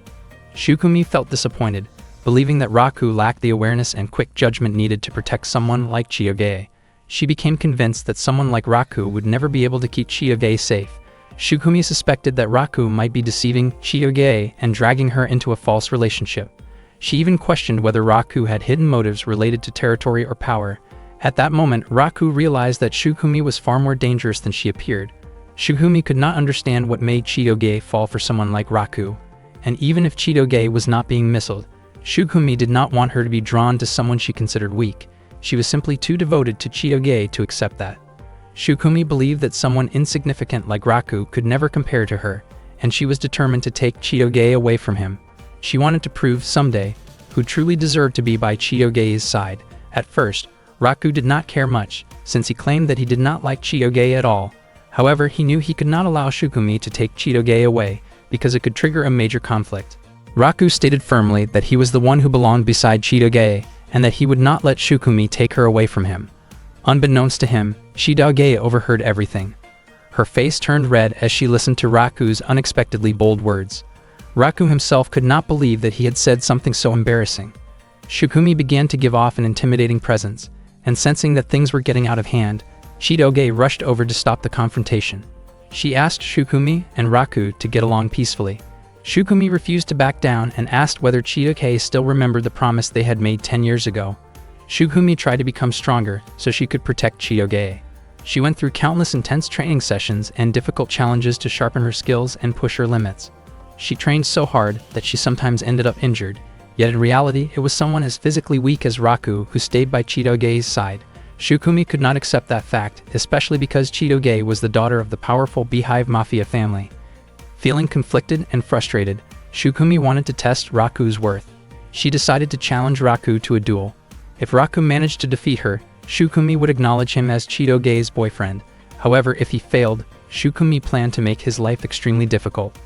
Raku was terrified and asked her to talk things through first, but Shukumi immediately told him to meet her after school in the school courtyard. She made it clear that running away would not be tolerated. Neither Raku nor Chitoge could stop Shukumi once she had made up her mind. Chitoge felt irritated that things had escalated this far, though she had expected it. Shukumi had no parents and had been taken in by Claude, who raised her with strict discipline and specialized training. Because of that background, Shukumi grew up with skills meant for dangerous assignments. Chitoge also recalled an incident from the past when Shukumi single-handedly dealt with people who had caused her trouble. Raku looked extremely uneasy. He wondered if explaining the situation about their relationship might stop Shukumi, but Shukumi was simply not the kind of person who could be talked out of something once she decided. Chitoge ended up blaming Raku for provoking Shukumi in the first place. Raku then realized that Shukumi had devoted nearly 10 years of her life to becoming strong solely to protect Chitoge. At first, Raku assumed Chitoge wanted Shukumi to win. However, Chitoge instead urged him not to lose because if he did, something truly bad could happen to both of them, especially after everything they had gone through to maintain their fake relationship. Raku realized once again that Chitoge did not really have a gentle or sweet side, which she immediately proved through her actions. With no other option left, Raku accepted that he had to face Shukumi. After classes ended, Raku went to the courtyard to meet her. Shukumi praised him for not running away. Raku was confused by the large crowd of students cheering Shukumi on. Unexpectedly, Shu had even organized bets among the students. Shukumi used a coin as a signal to start the match. When the coin hit the ground, Raku prepared himself, only to be overwhelmed by Shukumi's use of various training tools meant to immobilize him rather than seriously harm him. Raku was shocked and desperately dodged each attempt. Chitoge silently hoped that Raku would somehow win. Raku kept running through the school hallways, trying to avoid Shukumi's relentless pursuit. Shukumi grew irritated and demanded that Raku face her head-on. She believed that Raku was incapable of protecting Chitoge, and that only she was fit for that role. Raku thought that Shukumi completely misunderstood Chitoge. In his view, Chitoge was not the kind of person who would quietly sit back and be protected without having her own strength and will. Raku continued running and used benches and obstacles around him to slow Shukumi down. He believed Shukumi should act more maturely and pay closer attention to what Chitoge truly wanted. Shukumi was deeply offended by Raku's words and increased her speed to catch him. Raku panicked as he saw how furious she had become. With no time left to think, he jumped out of a window. Shukumi followed immediately, but Raku had planned his move carefully and landed in the swimming pool below. He believed that the water would give him the advantage. When students heard the splash, they rushed over in concern. Raku managed to pull Shukumi to the edge of the pool. He felt relieved that his plan had worked, as Shukumi had lost consciousness from exhaustion. Unsure what to do next and worried about what might happen as she woke up, Raku started shivering from the cold and decided to change his clothes. He brought Shukumi to the locker room so she would not be left unattended. As Raku tried to help her dry off and remove her soaked outer clothing in a non-intrusive way, Shukumi suddenly woke up, startling him. At that moment, Raku finally realized that Shukumi was actually a girl, something he had never noticed before because she always wore a male school uniform. Shukumi became visibly embarrassed, and Raku was left in disbelief.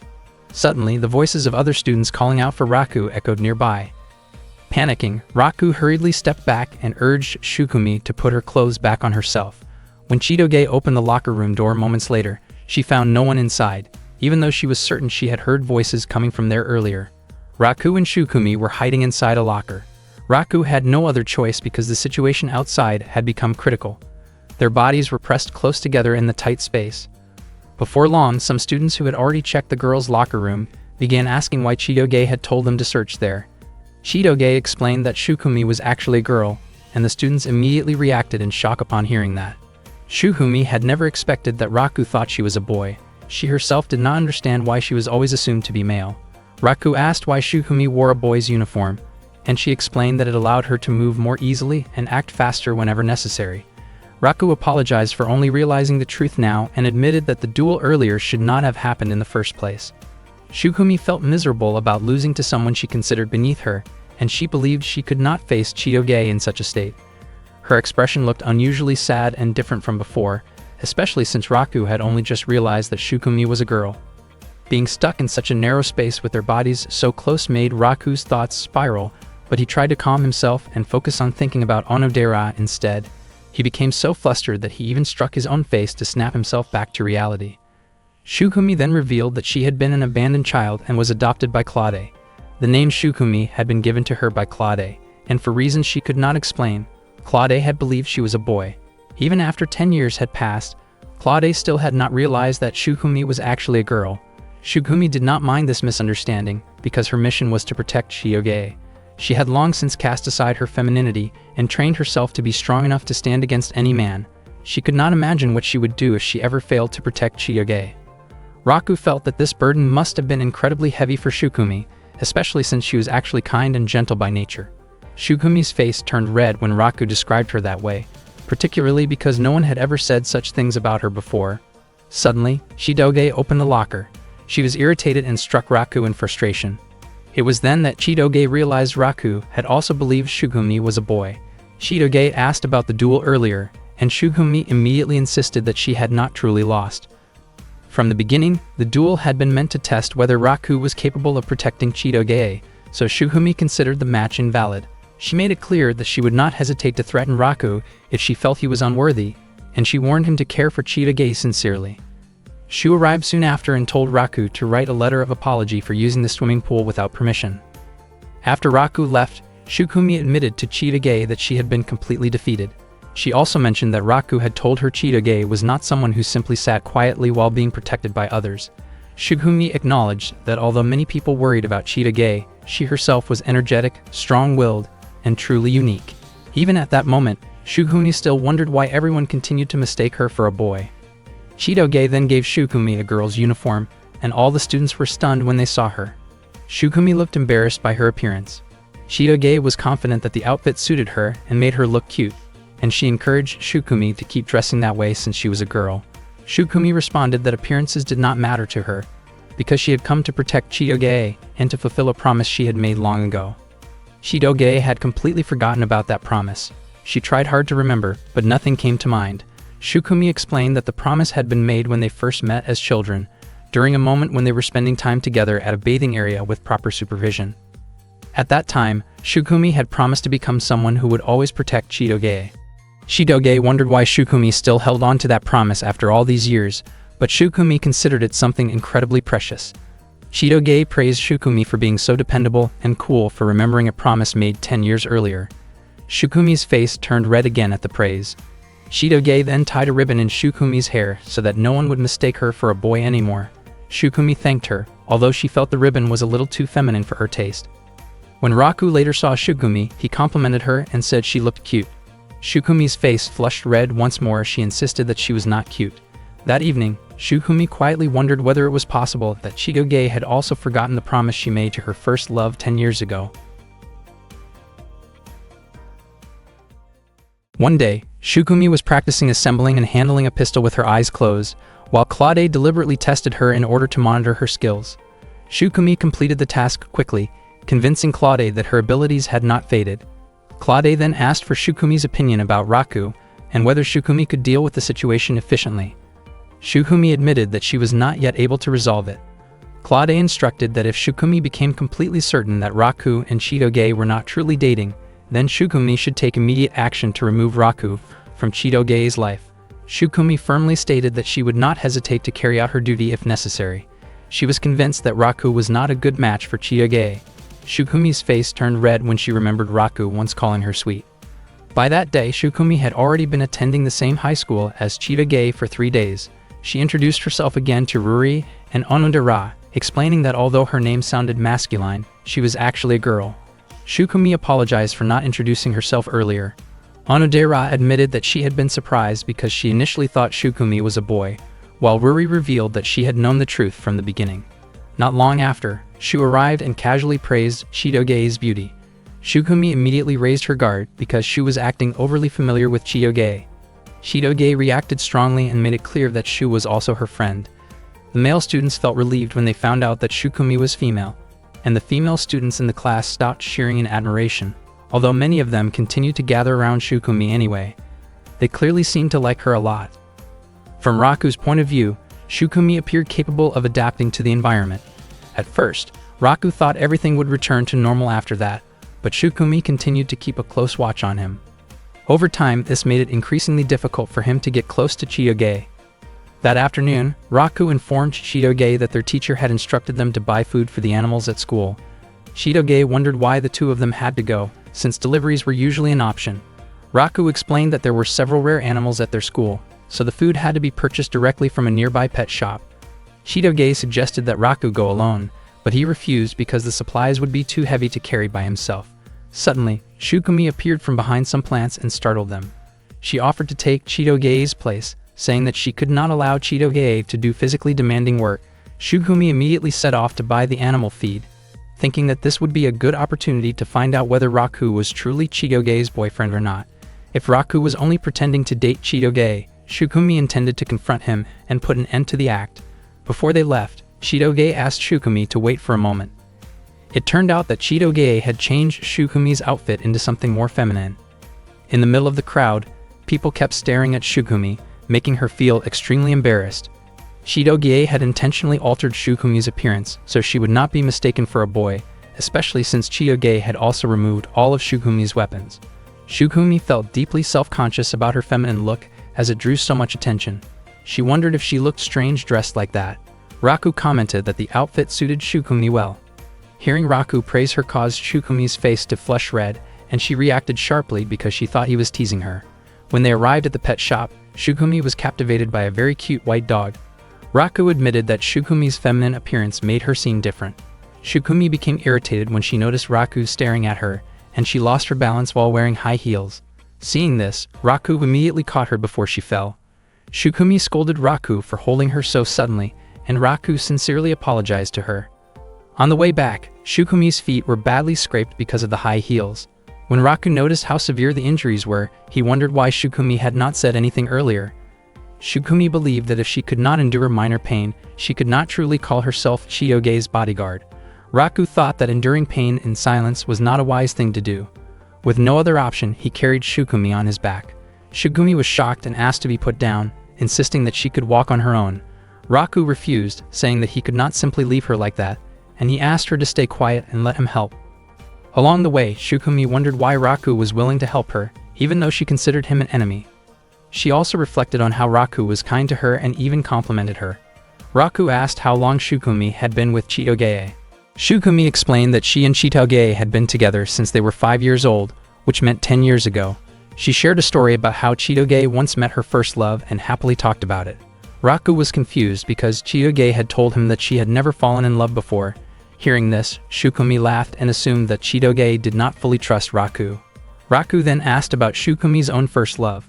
Shukumi admitted that she had never experienced such feelings. She believed that she would never fall in love because her mission was to serve Princess Chitoge, and that alone brought her happiness. She felt that she had already set aside her femininity, and for her, seeing Princess Chitoge happy was more than enough. Raku thought that if Shukumi showed loyalty to someone the way she was loyal to Chitoge, then one day someone would surely fall in love with her. He concluded that Shukumi's first love simply had not appeared yet, and he found himself curious about what Shukumi's expression would look like when that moment finally came.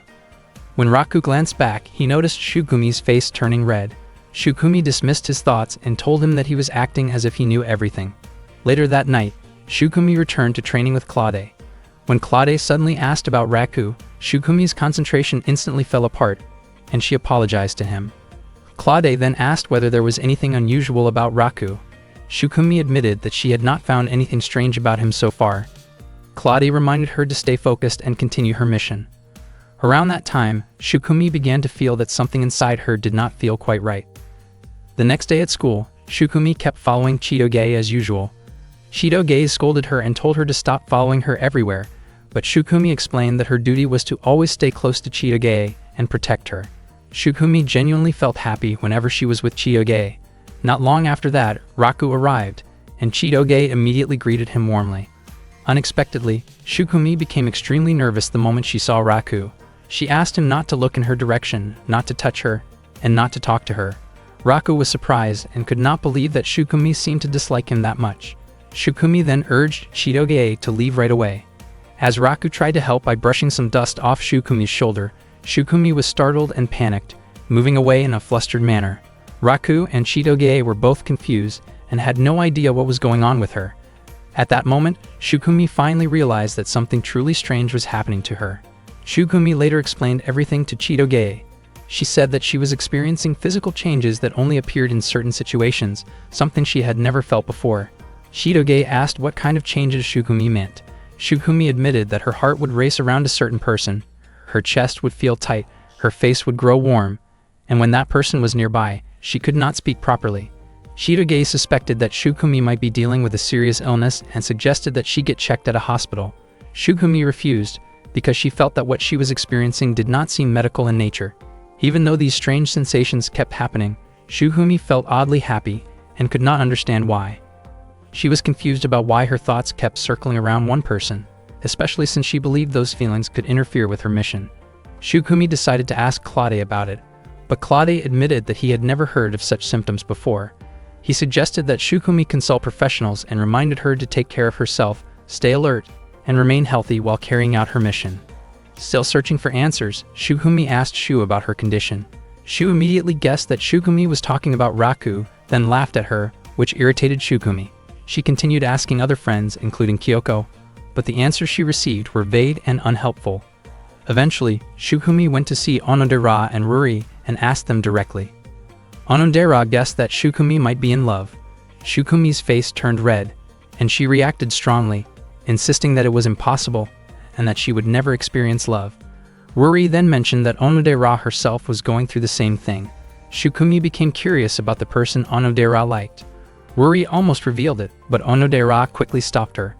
Even though Shukumi continued to deny the feelings growing inside her, her thoughts kept drifting back to Raku. She realized that Raku was Chitoge's boyfriend, and as Chitoge's protector, she believed she should never have feelings for him. Shukumi tried desperately to push those feelings away, growing increasingly frustrated with herself. Her inner turmoil drew the attention of nearby students. Raku noticed her distress and asked what was wrong. Startled by his sudden presence, Shukumi reacted reflexively and pushed him away before quickly leaving the area. Raku was left confused, unable to understand why Shukumi acted that way. Shukumi later sat alone on a park bench, feeling exhausted and unsure of how she could properly protect Chitoge while feeling so conflicted. She felt completely lost. Chitoge came over and brought her a drink, then asked whether Shukumi had gained any clarity. Shukumi mentioned that people kept saying she was in love. Chitoge said that idea made sense, because Shukumi's symptoms matched what people often experienced when they fell in love. Shukumi asked whether Chitoge felt the same way. Chitoge admitted that she had never really felt what falling in love was like. Shukumi found that strange and pointed out that Chitoge had a boyfriend. Chitoge quickly corrected herself, surprised at how careless she had been with her words. Shukumi then brought up Chitoge's first love from 10 years ago. At first, Chitoge did not understand what Shukumi meant. Moments later, she suddenly realized what Shukumi was referring to and wondered why she had forgotten about it for so long. Shukumi laughed and mentioned that Chitoge used to sneak out of the house back then to meet a boy. Chitoge was certain that the boy was the one who had made a promise with her 10 years ago, but she could not remember what that promise was. She also admitted that she could not recall his face or even his name. Shukumi could not remember him clearly either, but she remembered how deeply and romantically Chitoge had fallen in love at the time, believing that Chitoge had loved him with all her heart. Chitoge looked extremely embarrassed and admitted that she truly did like that boy back then. After that, Chitoge suggested that they return to discussing the strange symptoms Shukumi was experiencing. Shukumi shared a story about the first time her heart started pounding when someone was close to her. Right at that moment, Raku suddenly appeared nearby and casually mentioned that what she was feeling sounded like a sign of falling in love. Shukumi was caught completely off guard and reacted on instinct, aggressively aiming her weapon toward Raku before anyone could stop her. The situation quickly settled down, but it left Chitoge lost in thought, wondering whether she herself had ever felt the same kind of feeling in the past.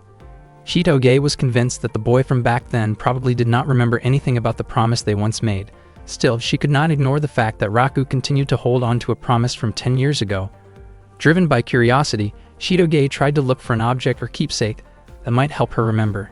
She opened her closet, which was filled with all kinds of belongings, and eventually came across an old diary. She found it strange that the diary was written in Japanese and began to wonder if she had once lived in Japan. She slowly flipped through the pages.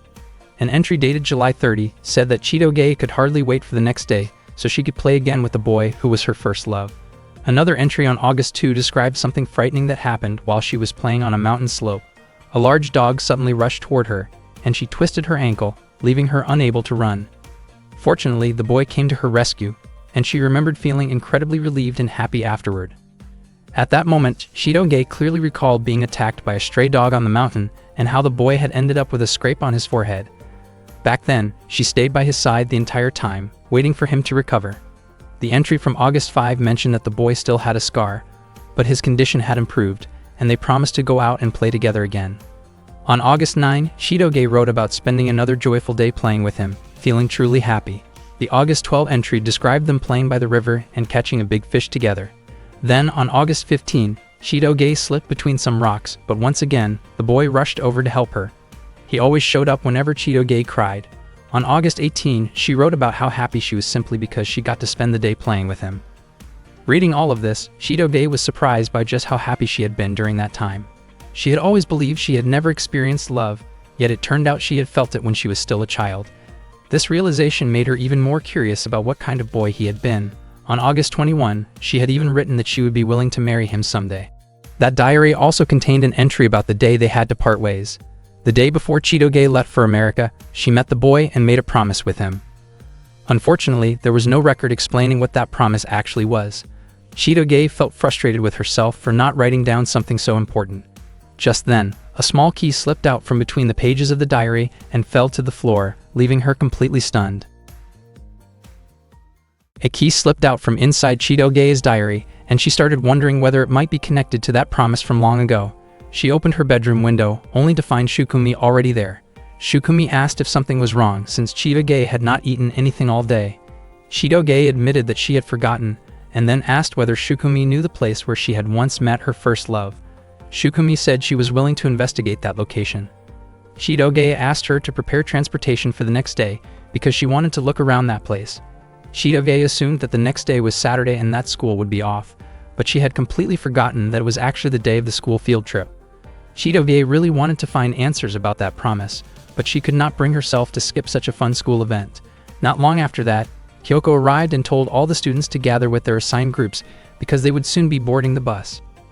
Raku noticed that Chitoge looked confused and asked which group she was in. He then realized that Chitoge must have fallen asleep the day before during the group assignments. Each group consisted of 6 students. Raku's group included Shukumi, Chitoge, Raku himself, Onodera, Ruri, and Shu. At the time, Raku and everyone else in the group except Shu were seated in the back row of the bus. Raku ended up sitting in the middle, squeezed tightly between others, and he was convinced that Shu had planned it on purpose. All the male students stared at Raku with obvious jealousy because he was sitting right next to several beautiful girls. Raku's heart was pounding because his shoulder kept pressing against Onodera's, and he worried that she might hear how fast his heart was beating. Meanwhile, Onodera's face turned red as well, and she worried that Raku might notice her own racing heartbeat. Ruri looked for opportunities to nudge Onodera closer to Raku whenever the bus went around a corner, causing their bodies to press together. Onodera scolded Ruri for pushing her on purpose. Shukumi pointed out that Raku was overreacting because he kept leaning too close to Chitoge. When Ruri pushed Onodera again, Raku lost his balance and nearly fell over. Shukumi quickly stepped in and firmly stopped things before anyone got hurt. The same kind of chaos happened at every turn along the road, repeating dozens of times throughout the trip. Once they arrived at the field trip location, Shu proudly asked whether the bus seating arrangement he planned had been exciting. Raku admitted that the plan had been effective, even though he was clearly exhausted by it.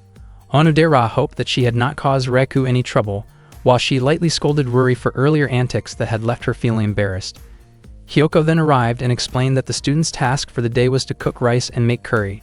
Shukumi asked Onodera and Ruri to gather firewood. Chitoge was extremely excited because it was her first time staying overnight on a school field trip. Although she still wanted answers about her first love, she decided to focus on enjoying herself for now. Raku noticed how genuinely happy Chitoge looked as she took in the experience.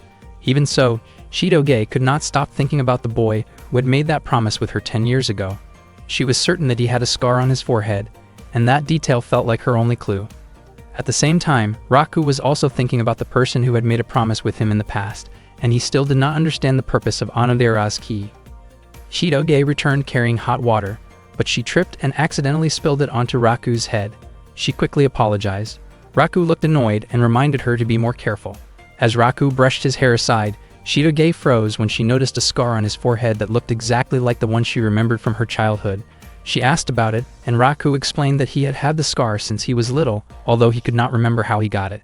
He guessed that it might have been caused by one of his old pets. Shidoge immediately thought of the boy who had once saved her from a dangerous dog. She was not fully convinced that Raku was that boy, but she also noticed that he carried a key-shaped pendant, just like the one tied to the promise from 10 years ago. Raku asked why Shidoge suddenly seemed so distracted. Shidoge brushed it off and hurried away. Raku was completely puzzled by her behavior. Meanwhile, Shidoge convinced herself that Raku could not be connected to her childhood memories. After finishing their tasks, Raku and his friends went into their lodging rooms. They were thrilled to see how spacious the accommodations were. Shu became overly emotional when he noticed that a sliding door separated the boys' and girls' rooms, joking that it almost felt like they were all staying in one room. Ruri immediately told Shu that he could sleep on the porch or in the hallway instead.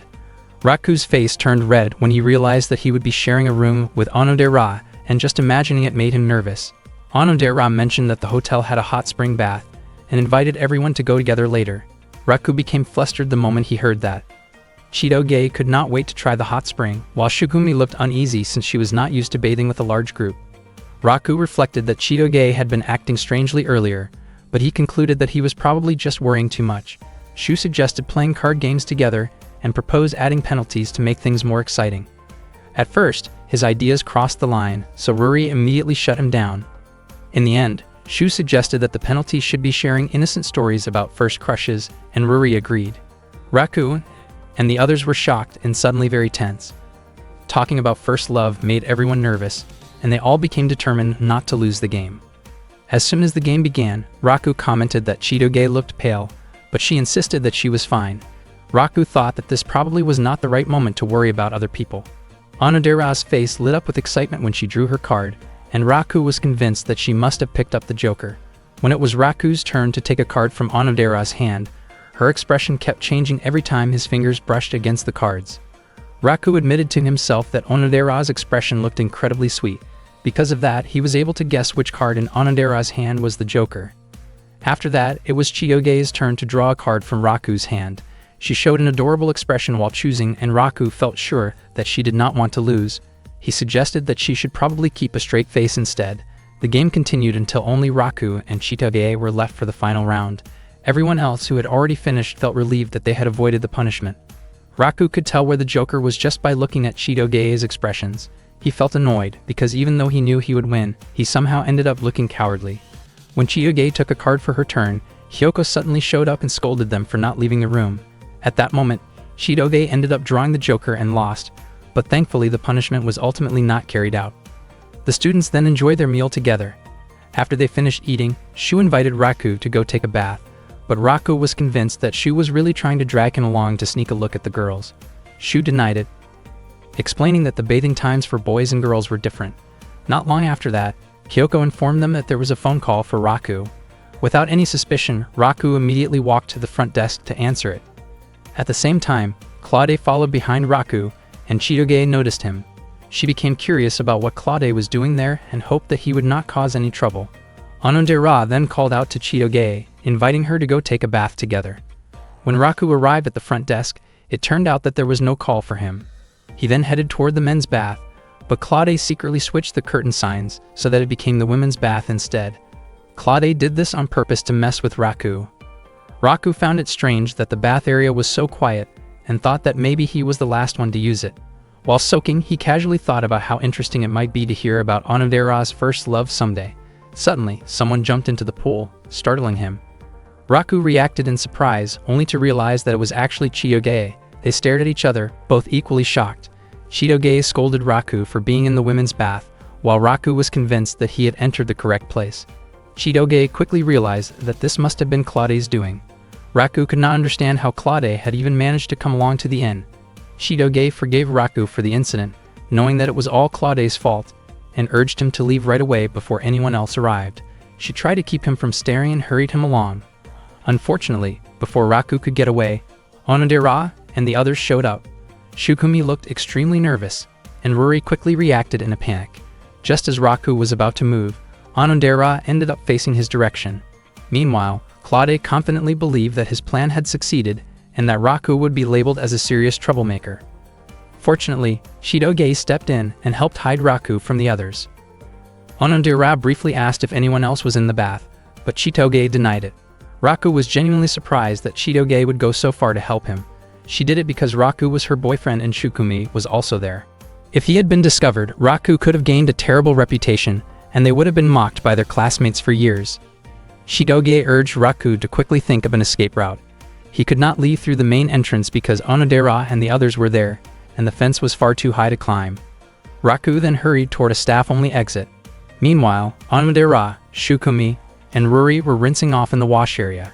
Shukumi became flustered because she was not used to the situation, and her reactions drew attention. At the same time, Shu and the other boys were lingering nearby, reacting to the commotion and wondering why Raku was taking so long to join them. Raku continued struggling to reach the staff door. When Shukumi and the others came out, Shidoge deliberately distracted them. Raku felt deeply grateful for Shidoge's help. Unfortunately, just as he was about to slip through the door, Hyoko and other students arrived instead. In the end, Raku decided that the safest option was to stay hidden until everyone had finished bathing. While that was happening, Kyoko and the other students chatted casually and complimented Shukumi, making her even more embarrassed by the attention. Shu and the others reacted loudly to Shukumi's nervous outbursts, joking among themselves and thinking that Raku was missing out by not being there with them. After hearing something strange, Shukumi immediately threw a bottle of soap toward Raku. Fortunately, Raku quickly hid himself at the bottom of the pool. He was extremely worried because if he were discovered, he could end up being expelled from high school. Shidoge tried to help by shielding Raku with her body, but suddenly two of her friends approached and invited her to chat. They were curious about how far Raku and Shidoge's relationship had gone. At that moment, Raku found himself pressed closely against Shidoge due to the tight space. Shidoge suggested that it would be better to talk about Shukumi's first love instead, and the two girls quickly moved closer to Shukumi. Seeing this, Raku realized that he might have a chance to escape. Suddenly, he noticed a hole at the bottom of the pool. He quietly informed Shidoge about the hole and prepared himself to enter what he suspected was a passage connected to another pool. At the same time, Shukumi asked everyone to discuss Onodera's first love instead. Hearing that topic made Raku curious, and he wanted to listen. Shidoge became confused about why Raku did not immediately move toward the hole. Raku did want to know who Onodera's first love was, but his main priority was still getting out of that place safely. Unexpectedly, Onodera shifted her position, and her body ended up blocking the hole. That moment had been Raku's last chance, but it was now completely obstructed. Seeing this, Shidoge quickly grabbed Onodera's hand to move her aside. However, she suddenly lost her balance and fell toward Raku. Onodera felt something soft in the water, but Shidoge believed it was only Onodera's imagination. Shidoge then pushed Raku forward so he could quickly enter the hole. Suddenly, Shidoge herself was pulled slightly underwater, and she accidentally caught a glimpse of Raku in an awkward situation. Both Shidoge and Raku were shocked, and Raku immediately swam into the hole to escape. Later, sounds could be heard from the girls' bathing area. Shu was caught trying to listen in, but everyone was suddenly startled when Raku unexpectedly emerged from the water. Shu asked what Raku was doing there, and Raku explained that he had just finished practicing holding his breath underwater. Shu invited Raku to join him, but Raku refused because he felt completely exhausted. After bathing, Raku immediately went to find Shidoge to apologize. Shidoge could not understand why Raku had acted so foolishly earlier. Raku asked her not to bring it up again, explaining that he was the one who had suffered the most from the situation. Shidoge then asked what Raku had seen. She was upset at the thought that Raku might have seen her without clothes, but Raku denied it, explaining that the steam had been too thick for him to see anything clearly. Shidoge then asked one last question that Raku did not understand. With her face turning red, Shidoge quickly walked away. That night, Kyoko instructed all the students to go to sleep early because they would be heading to the mountains the next morning. Before going to bed, Ruri warned Shu and Raku not to open the connecting door between their rooms. Shu promised that he would not do it. Once the lights were turned off, Shu tried to persuade Raku to open the connecting door, but Raku refused again because he was too tired. Shu decided to open the door by himself, only to find Ruri standing right on the other side. She immediately reacted and stopped him forcefully. As a result, that night both Shu and Raku were made to hang outside their room as punishment. The next morning after the incident at the women's bath, the students gathered together for breakfast.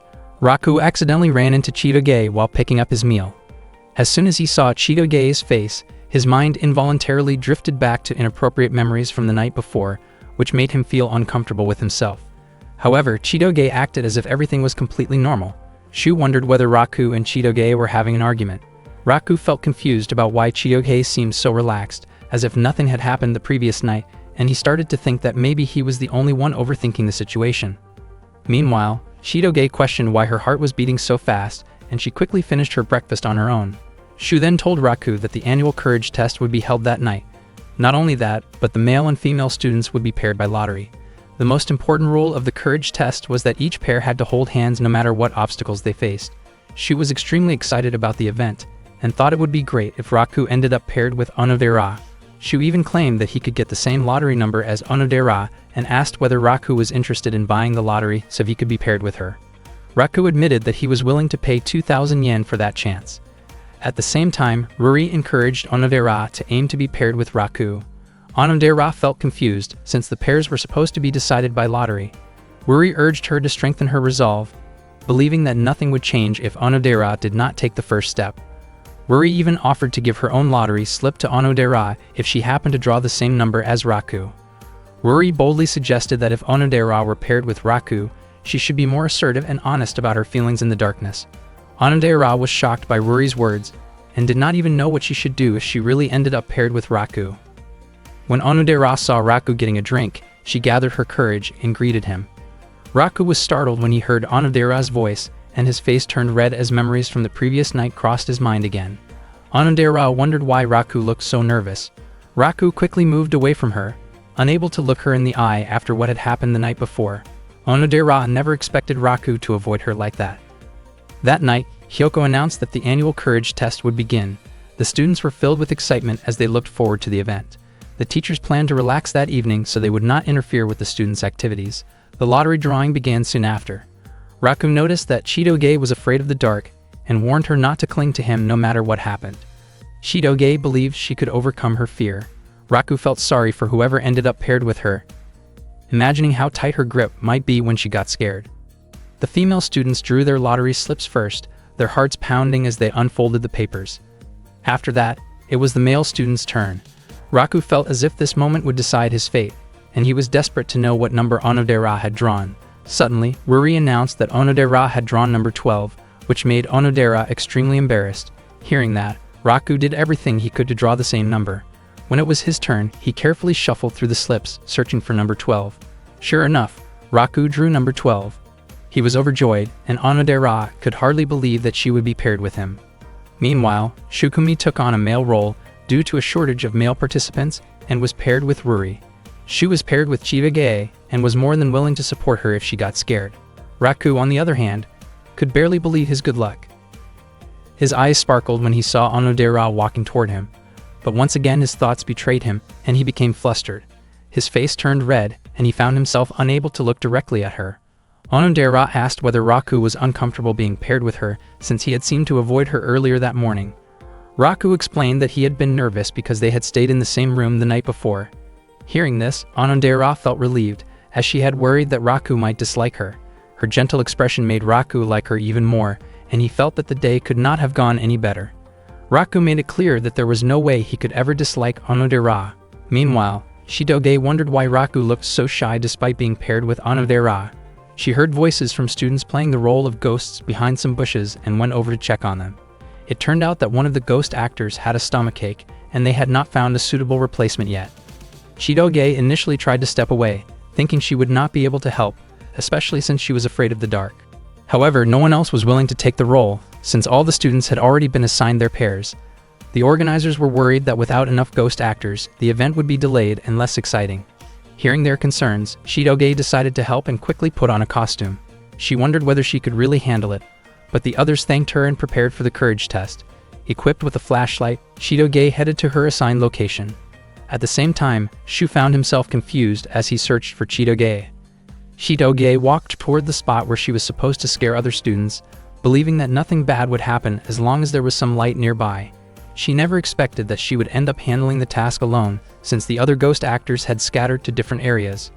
Chitoge genuinely felt terrified, especially because the place was dark, silent, and filled with unsettling sounds. She was extremely frightened, yet she tried hard to calm herself down. To make things worse, her flashlight refused to turn on. No matter how many times she pressed the button, it simply would not light up. Chitoge kept trying to fight her fear, but when a small lizard suddenly crawled across her foot, she was startled beyond control. She panicked completely, overwhelmed by her bad luck, and wondered whether anyone would come to help her. At that moment, Raku's face unexpectedly crossed her mind. Chitoge felt completely helpless in her fear, unable to do anything but endure it.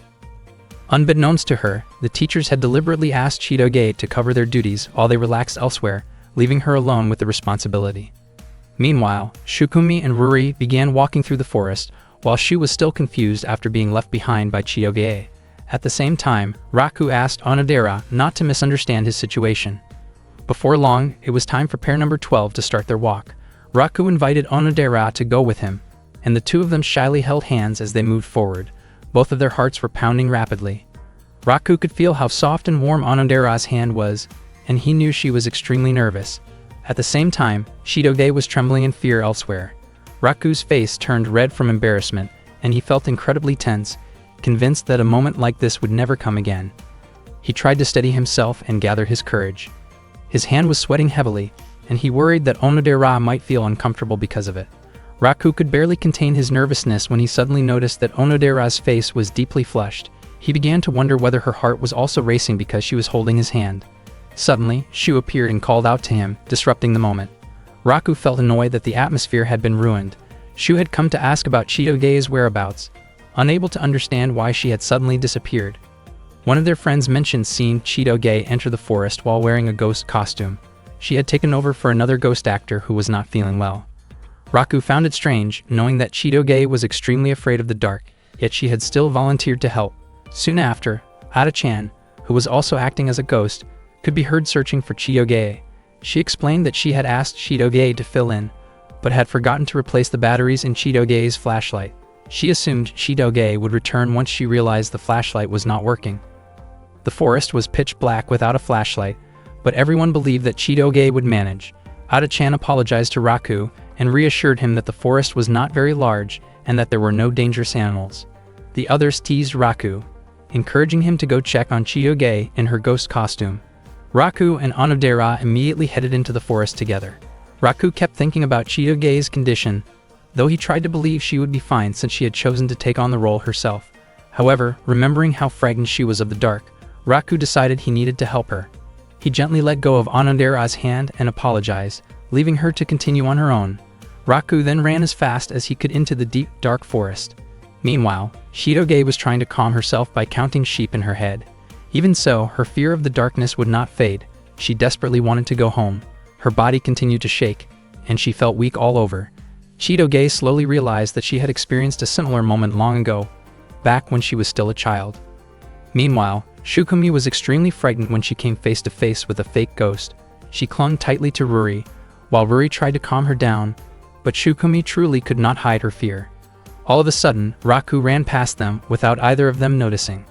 In the dark and silent forest, Chitoge was reminded of a time long ago when she had fallen into the gaps between large rocks. Back then, young Chitoge had been so scared that she could only cry. There was nothing she could do except cry and hope that she would somehow get out. After that, a boy appeared. That boy always showed up whenever she was in trouble. Suddenly, Chitoge flinched when she heard the sound of bushes moving. She quickly turned toward the source of the noise, and her mind drifted back to an entry in her old diary. On August 15, 10 years earlier, she had been careless and fallen between rocks. She had cried because the space was extremely narrow and dark. Then the boy came and saved her. That boy always appeared whenever Chitoge cried. Unexpectedly, Raku came over to her and mentioned that ghosts were not supposed to cry. Chitoge felt deeply moved when she saw him arrive. They then walked together, and Raku checked to make sure that Chitoge was alright. He suggested that she should not push herself too hard, especially since she was easily frightened, yet still forced herself to play the role of a ghost. Chitoge explained that she felt bad seeing the other ghost actors struggling, but Raku pointed out that her actions had made everyone worry. He reminded her that she should think carefully before doing something like that. Chitoge asked whether Raku had been worried about her as well. Raku admitted that he had not been overly worried. As they continued walking through the forest, Raku asked if Chitoge was tired and even offered to take a short break. Out of nowhere, Chitoge asked Raku to call her by her given name, since he had always been calling her by her family name. Raku was surprised and wondered if Chitoge had a fever, thinking that she was saying strange things. Chitoge explained that the night before, her friends had commented on how she and Raku were still calling each other by their family names even though they were dating. According to her, in order to avoid suspicion about their relationship, Raku should start calling her by her given name. Raku felt confused, since Chitoge rarely talked about something like that. In the end, Raku went along with what Chitoge wanted and tried calling her by her given name. Chitoge responded warmly and also called Raku by his given name. Their faces turned red when they looked at each other, and they both quickly looked away out of embarrassment. Eventually, they got lost while trying to find their way back, but they managed to return just as the courage test came to an end. Raku ended up missing his chance to spend time alone with Onodera. As soon as Shukumi saw Chitoge return, she shouted her name in relief. Shukumi immediately hugged Chitoge and apologized, saying that she should not have let that happen to her. Not long after, Onodera came over to Raku. She had been told by Shukumi that Raku had gone to look for Chitoge. Raku sincerely apologized to Onodera, even though he had promised to come back quickly. Onodera understood, since what mattered most was that Chitoge was safe. Raku could hardly believe that he had missed such a golden opportunity to be alone with Onodera during the courage test, but he felt relieved that Onodera was willing to forgive him. Shukumi then asked Chitoge what they planned to do during the 2-day break. Shukumi suggested that they should prepare to visit the place where Chitoge had met her first love, especially since school would be closed for 2 days starting the next day. Meanwhile, Shu deliberately teased Raku for missing his perfect chance to spend time alone with Onodera. Chitoge did not seem very interested in going to the place where she had met her first love. She asked Shukumi not to rush her into going there, explaining that she did not really feel like visiting it at that moment. Instead, Chitoge looked happier as she gazed at the beauty of the night sky. One day at school, Raku felt incredibly excited when he saw Onodera standing in front of him. He immediately walked toward her, and just as Raku was about to touch Onodera's shoulder, Chitoge suddenly called out to him. Chitoge asked where she was supposed to put the journal. Raku looked annoyed because he felt that Chitoge had interrupted his chance to talk with Onodera. Raku explained that the journal needed to be placed in the science room, just like the teacher had said earlier. He also reminded Chitoge not to accidentally enter the wrong room again. Onodera was surprised to hear Raku calling Chitoge by her real name. Raku explained that he and Chitoge had agreed to call each other by their first names. He admitted that he was still not used to it, even though they had been dating for quite a while. Raku wondered why it was so difficult for him to act naturally as Chitoge's boyfriend in front of Onodera. Ruri immediately nudged Onodera in the stomach and commented that Chitoge was already one step ahead of her. Ruri suggested that Onodera should also start calling Raku by his first name, but Onodera felt hesitant about doing so. Not long after that, Shukumi came over and asked Raku about Chitoge. Raku mentioned that his girlfriend had gone to the science room. Shukumi explained that she wanted to talk about something with everyone without Chitoge knowing. Shukumi then revealed that it was Chitoge's birthday, and that she wanted to prepare a surprise birthday party for her. She invited Raku and the others to the surprise party, believing that Chitoge would be extremely happy if her friend showed up. Everyone was willing to attend, and Raku suggested that they buy a present. According to Shukumi, Raku was a special case since he was Chitoge's boyfriend, which meant she had no choice but to invite him. Shukumi looked nervous and admitted that inviting Raku was not because she wanted to see his face. Raku responded that he was willing not to come if Shukumi truly did not want him there, but Shukumi immediately shouted at him and told him to come anyway. Ruri then asked Raku and Onodera to go shopping for the gift together after school. Both Ruri and Raku were surprised, and Raku asked why Ruri was not joining them. Ruri claimed that she had a stomachache and could not go with them. She said it would be faster if only Raku and Onodera chose the gift. Raku begged Ruri to come along, but she refused. To make things even stranger, Ruri told them to meet at a cafe at 5 in the evening and asked them to wear casual clothes. Raku and Onodera were genuinely confused.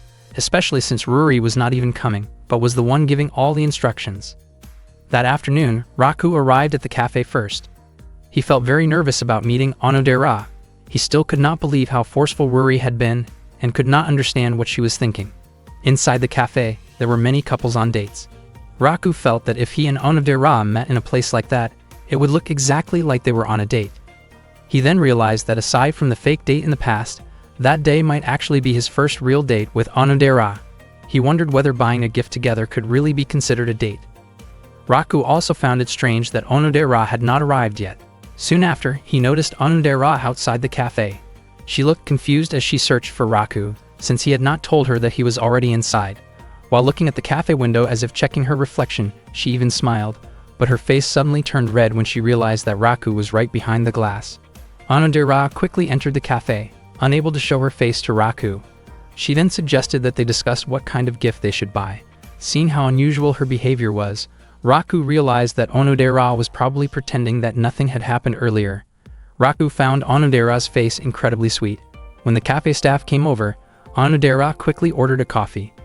She looked very cute in her casual outfit, but she was clearly nervous because she kept wondering whether Raku had seen her earlier. At that moment, Raku thought about whether people around them might see them as a couple on a date. Raku was actually curious about the boy who had made a promise with Onodera 10 years ago, as Ruri had mentioned, but he felt that it was not the right time to ask about it. Onodera asked what kind of gift might make Chitoge happy.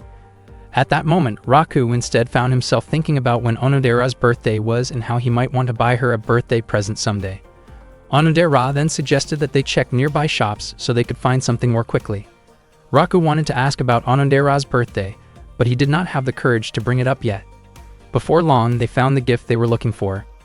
Raku felt like a coward for not being able to ask what he truly wanted to know, and he realized that their time together was about to end. Seeing Raku fall silent, Onodera asked whether he was happy going shopping with her. She worried that Raku might not have enjoyed it, especially since he had come along because Ruri pushed him to do so. Raku denied that idea and explained that he truly enjoyed spending time with Onodera. Hearing that made Onodera feel relieved. She then asked Raku to take a short walk with her. They walked along the road together, passing through a narrow street, and before long they arrived at a spot where the entire city view could be seen clearly. Raku instantly fell in love with the place. He never imagined that there could be a roadside location with such a beautiful view. He was sure that no one else knew about it. As it turned out, the place was Onodera's secret spot, which she had discovered by accident. Raku wondered whether it was really okay for Onodera to show her secret place to him. He asked whether Ruri also knew about it. Unexpectedly, Onodera said that she had not told anyone else and asked that the place remain a secret shared only between the two of them. Raku was surprised to hear that. Onodera admitted that she felt incredibly happy that day, and she considered sharing that secret place her way of thanking Raku. Raku felt genuinely happy to be seen as someone special by Onodera, and he promised that he would not tell anyone about the place. Onodera smiled sweetly while calling Raku by his real name. Raku fell silent as he looked at her smile, which reminded him of someone from his past. Onodera felt embarrassed for calling him by his real name, and at that moment, Raku began to wonder whether Onodera might be the girl who had made a promise with him 10 years earlier. Raku stayed quiet, which made Onodera think that maybe he did not like being called by his real name. Raku then gathered his courage to ask Onodera something, since the atmosphere felt just right. He hesitated, unsure whether it was appropriate to ask about her birthday and invite her to celebrate it together. Unfortunately, the words that came out of his mouth were not what he intended. Instead, he asked whether the girl who had made a promise with him 10 years ago was Onodera. Raku was shocked at himself for suddenly being so straightforward and emotional. He felt confused about how to explain himself, but to his surprise, Onodera admitted it. Raku's face turned red in disbelief when he realized that Onodera was the girl he had been searching for all this time. Onodera then showed him a key and explained that she had also been looking for the person who made that promise with her 10 years ago. The memory was vague in her mind, but she recalled that 10 years earlier, when she was 5 years old, she had befriended a boy. When they parted ways, the boy gave her a key. She could not remember his name or face, but she clearly remembered that the boy wore a pendant identical to the one Raku had. Raku never imagined that Onodera was the girl connected to the pendant promise. Onodera apologized for denying it in the past, explaining that she had been too shocked when Raku first asked her about it. Onodera explained that she had played with the boy during the summer back then. She had been very shy, and the boy was the one who invited her to play outside. For some reason she trusted him deeply, and she admitted that he could be considered her first love. Raku's face turned even redder upon hearing that. Onodera said that she had been extremely surprised the first time she saw Raku's pendant, which made her suspect that he might be the boy who made the promise with her 10 years ago. Raku finally understood why Onodera once said that even though it was just a childhood promise, she was sure that the person who made it truly cared about her. Onodera admitted that she had always hoped that the boy was Raku. Both of their hearts raced as Onodera slowly leaned closer to him, leaving Raku flustered and overwhelmed. Suddenly, the moment was interrupted by the sound of a phone ringing. Shukumi called Raku and asked him to come to the party immediately. In the end, Raku and Onodera stopped their conversation and hurried away. They got on the bus together, and throughout the ride, neither of them spoke. Raku kept thinking about whether the girl he had been searching for all this time was truly Onodera. There was an easy way to confirm it, which was by opening the pendant. Soon they arrived at Shidoge's house. Shu, Ruri, and Shukumi were already waiting in front of the gate. Shidoge's house was enormous, leaving everyone in awe. Ruri even became curious about what kind of job Shidoge's father had. Ruri worried that their gifts might not be good enough for Shidoge, but Shukumi reassured her that Shidoge was not the type of person who judged others based on the gifts they gave. Shukumi was puzzled as to why Shu had come along even though she had not invited him. Not long after, Shidoge arrived and was shocked to see her friends standing in front of her house. Shukumi explained that she had secretly invited everyone to Shidoge's birthday party. Shidoge was stunned and quickly pulled Raku inside. She panicked because she had never told her friends that her family was part of a mafia organization. Raku found it strange that Shidoge was still so bothered by something like that. Shidoge admitted that her family background had always troubled her, and that was the reason she had not had friends before. Raku then told everyone that Shidoge's family was essentially a mafia group, similar to the Yakuza in Japan. Onodera was surprised by the revelation, as she had always seen Shidoge as an amazing and extremely wealthy girl. Shidoge was shocked to hear Onodera praise her and realized that it did not become a problem for their friendship after all. Shukumi led everyone into a room inside Shidoge's house. As soon as Shukumi opened the door, the members of the Beehive had already prepared a lively surprise party for Shidoge. That day was Shidoge's 16th birthday, and it was the first time she had ever invited her friends over. The Mafia members greeted Shidoge's friends as well.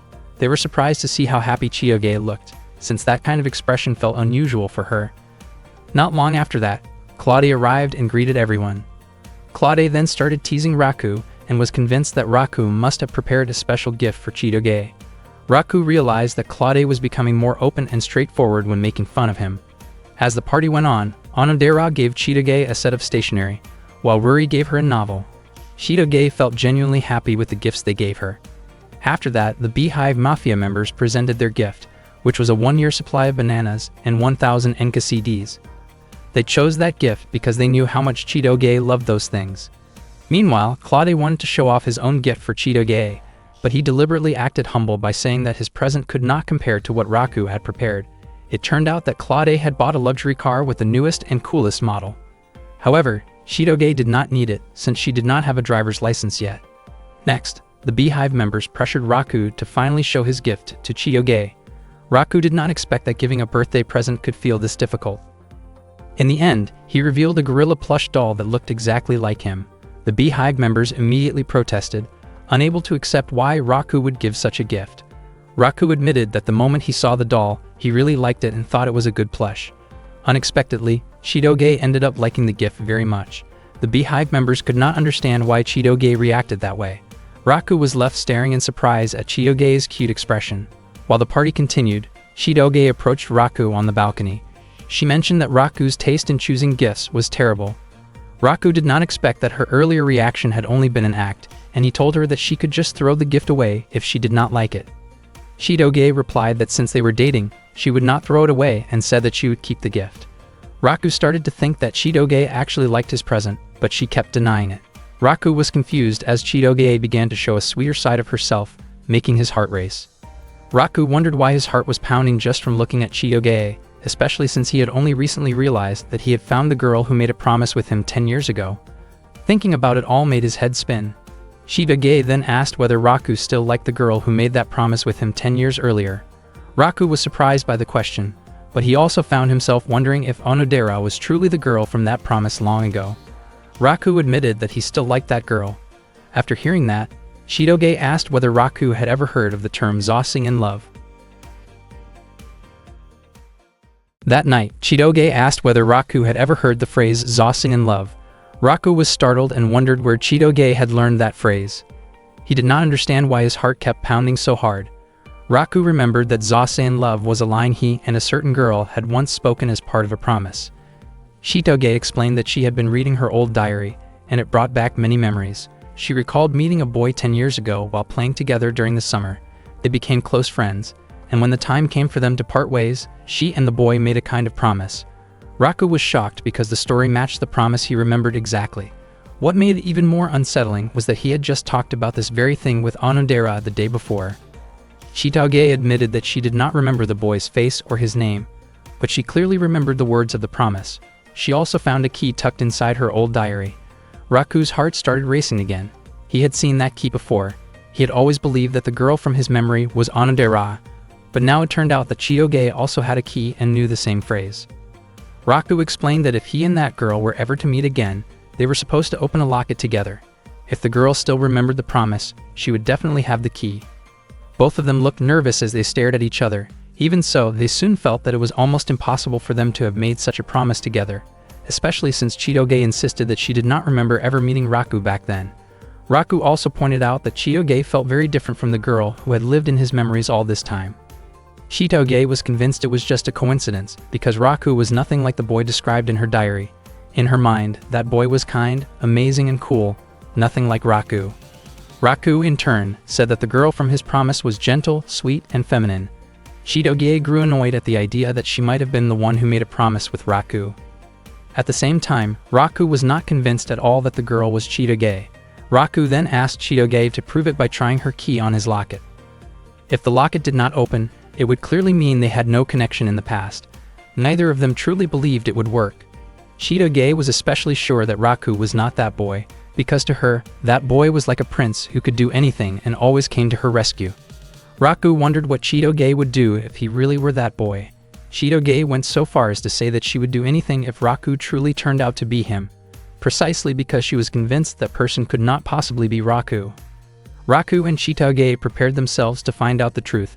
Raku hoped the locket would not open, because it felt impossible for Chitoge to be the girl he had been searching for. Chitoge was just as certain that Raku was not the boy from her past. She was too nervous to start right away, and both of their hearts were pounding intensely. When the key actually slid into the keyhole of the locket, their faces grew even redder. Then, unexpectedly, the key snapped as Chitoge turned it. Raku was stunned when he saw the broken key and could not understand how Chitoge had managed to break it. Chitoge explained that it was an accident, and that her nerves had caused her to twist the key too forcefully. Raku became frustrated when the broken piece got stuck inside the locket.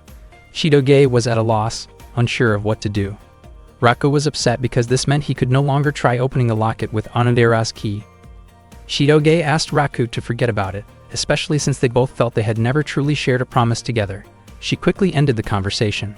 Raku tried to stop her, but Chitoge ignored him and walked away. Raku was confused by her behavior and could not stop wondering what might have happened if the locket had actually opened.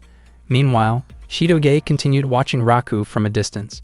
Raku walked down the hallway, still lost in thought about Onodera and Chitoge, who both seemed to have made promises 10 years ago, and both possessed similar keys. He convinced himself that it had to be nothing more than a coincidence. Raku concluded that one of them had to be the girl who made that promise with him, which meant he had definitely met one of them back then. If he could solve that mystery, he would finally know who that girl was. Suddenly, a man called out to him and thanked him for coming to Chitoge's birthday party. Raku felt like he had seen the man before, and then he realized it was Adelt. Adelt asked whether Raku was close to Chitoge and apologized for forcing him into the difficult role of pretending to be her boyfriend. Adelt mentioned that Chitoge had seemed much more cheerful since coming to Japan, and he believed it was all thanks to Raku. Raku remembered Chitoge once saying that she did not have a single friend back in America. Adelt was confident that Raku and Chitoge got along very well and even thought they were a perfect match. Raku denied it and said that he and Chitoge argued all the time. Adelt laughed and revealed that Raku and Chitoge had actually been close friends when they were children. Raku was shocked to hear this, and Adelt had already guessed that Raku would not remember something like that. Adelt explained that 10 years earlier, he had held a series of meetings with Raku's father at a secret location in Japan for almost an entire month. At that time, Adelt had brought along Chitoge, who was still 5 years old. Back then, Chitoge had been very close to Raku. Raku never expected that he and Chitoge had actually met 10 years ago. He began to suspect that Chitoge might have been the girl connected to the promise, and that Onodera might have been mistaken in thinking that Raku was the boy she had been looking for. Adele also mentioned that Onodera had played together with them as well. Raku was shocked, and his heart raced as he listened to the story. He realized that he had not spent time with just one of them, but with both of them. At that time, Chitoge had approached Onodera, and Onodera had wondered why she did not see Raku around. Chitoge had pretended not to know where Raku was. Raku finally understood that 10 years ago, he had met both Onodera and a younger Chitoge at the same place, and that the two of them were connected to the same promise. He could not understand why things had turned out this way. The two keys carried different symbols, and Raku was certain that only one girl had made a promise with him. After Adele left, Raku began to think seriously about who that girl truly was. He wondered if it could have been Onodera. If that were true, then he believed it really was fate, because Raku truly wished for someone like Onodera to be his future wife. If it turned out that the girl was Chitoge, then Raku felt he would not be able to accept it so easily. Even if the girl from the past was Chitoge, everything had happened when they were still children, and the person Raku cared about now was Onodera, and that would not change. Raku's pendant was being repaired by Shu's uncle. The next day, Shu called his uncle to ask whether the pendant could be fixed. It turned out that Raku's pendant was quite complicated and rather rare, so it would take some time to repair. Raku felt relieved knowing that his pendant was being taken care of. Shu asked what had happened to the pendant and wanted Raku to explain it, but Raku said that he would talk about it another time. That morning, Raku met Chitoge at the shoe lockers, and they walked to class together. Raku told her that both his pendant and their keys were being repaired by Shu's uncle, who worked as a locksmith. Raku found it strange that Chitoge seemed to be acting so normal. When they arrived at the classroom, they noticed Claude watching them from outside. Raku immediately suggested that they act like a couple. When Raku touched Chitoge's shoulder, she was clearly startled. Raku was confused when Chitoge's face suddenly turned red. Chitoge asked Raku not to act so carelessly. Raku reminded her that Claude was watching them. Not long after that, their classmates came over to greet them. Raku quickly put his arm around Chitoge and acted as if he were deeply in love.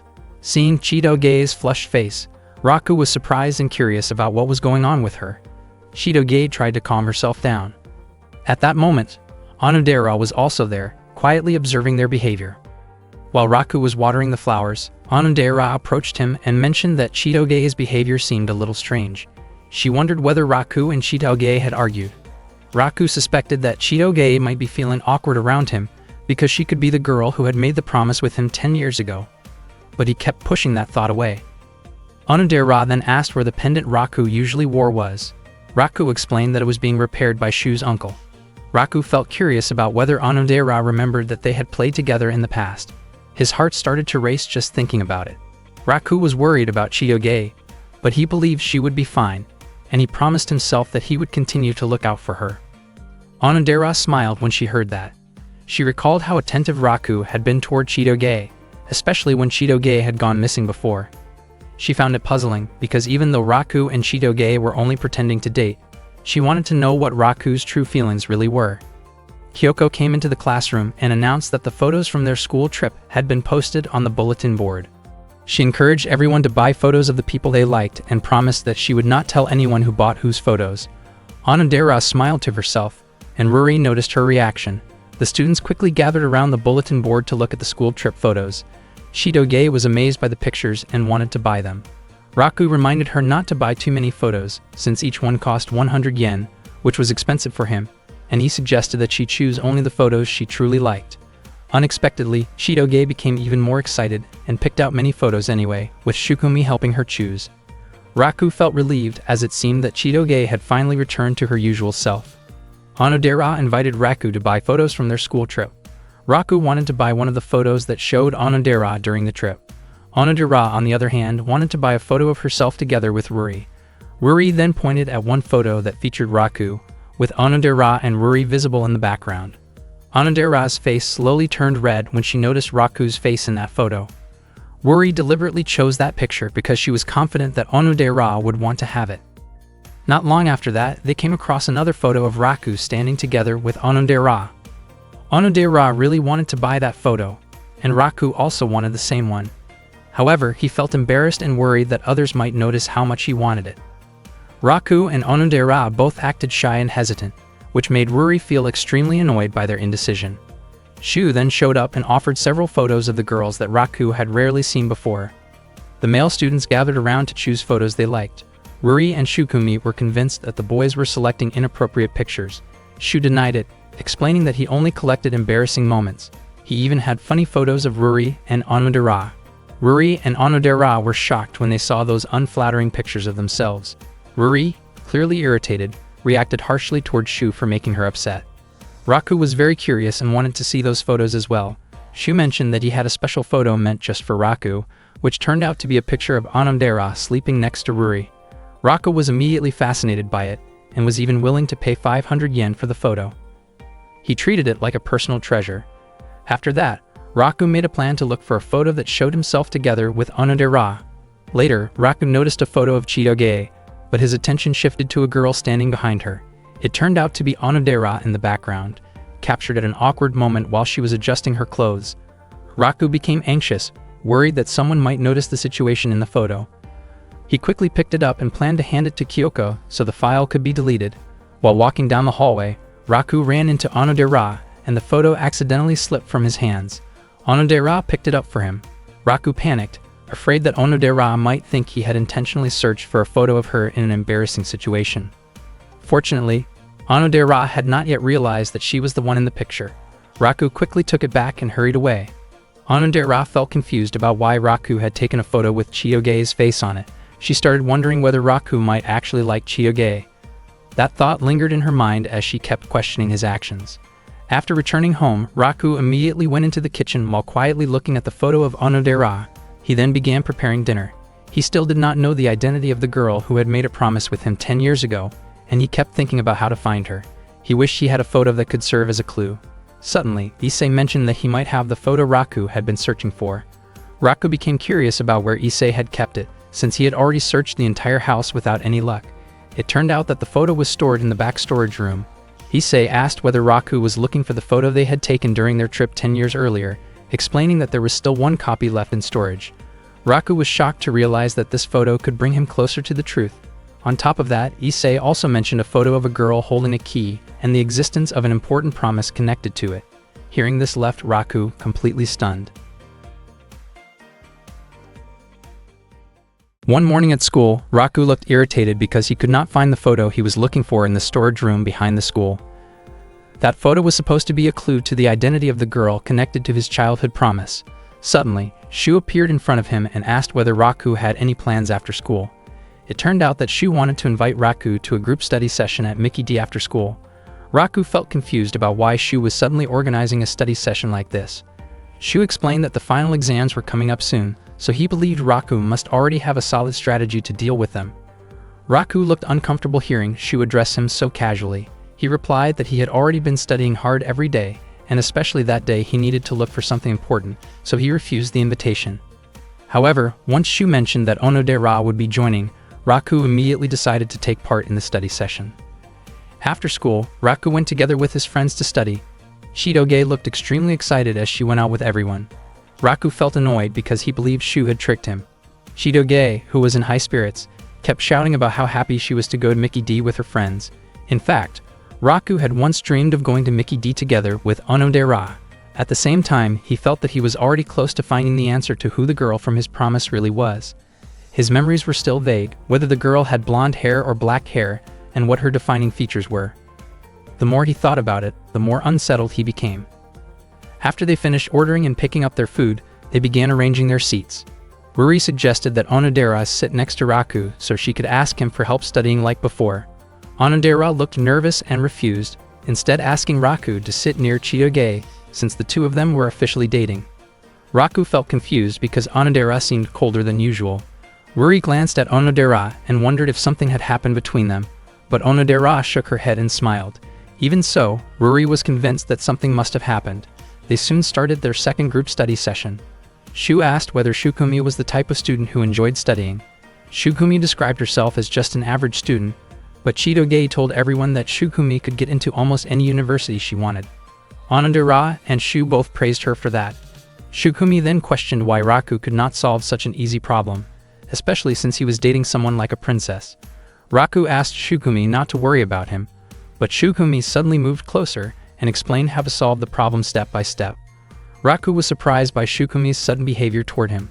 Shukumi's face turned red, and she looked unexpectedly sweet, leaving Raku momentarily stunned.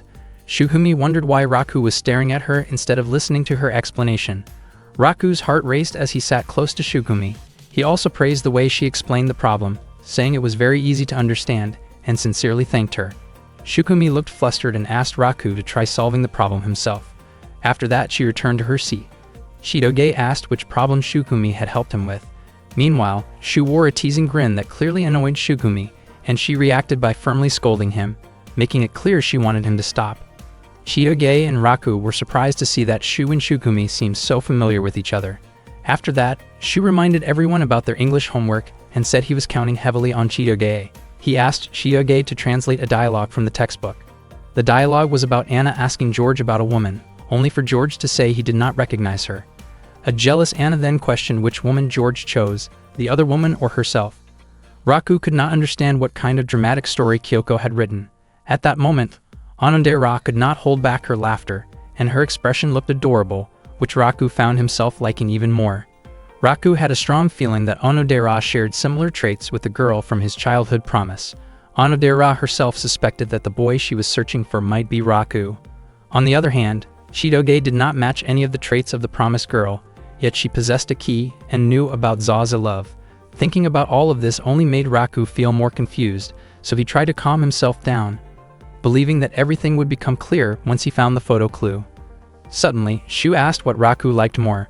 Without thinking, Raku mentioned Onodera's name, even though Shu had actually been asking whether Raku preferred vanilla or chocolate shakes. Raku felt extremely embarrassed and quickly asked what flavor Onodera liked. Onodera admitted that she preferred strawberry. After that, Raku laughed and finally realized that he had almost confessed his feelings to Onodera by accident. He thought that no one had noticed what he said earlier. Unexpectedly, Onodera had noticed, but she was unsure about what Raku truly meant. Raku felt that Onodera seemed much closer to the image of the girl from the promise, while Chitoge did not match that image at all in his mind. At that moment, Chitoge was still reading out a translated English dialogue, and when she mentioned something about destined partners, Raku was caught off guard and accidentally spit out his drink, leaving Chitoge confused by his reaction. Raku realized that he could not keep dwelling on the thought, and that what he really needed to do was find the photograph. After returning home from Mickey's D, he immediately went to the storage room to search for it.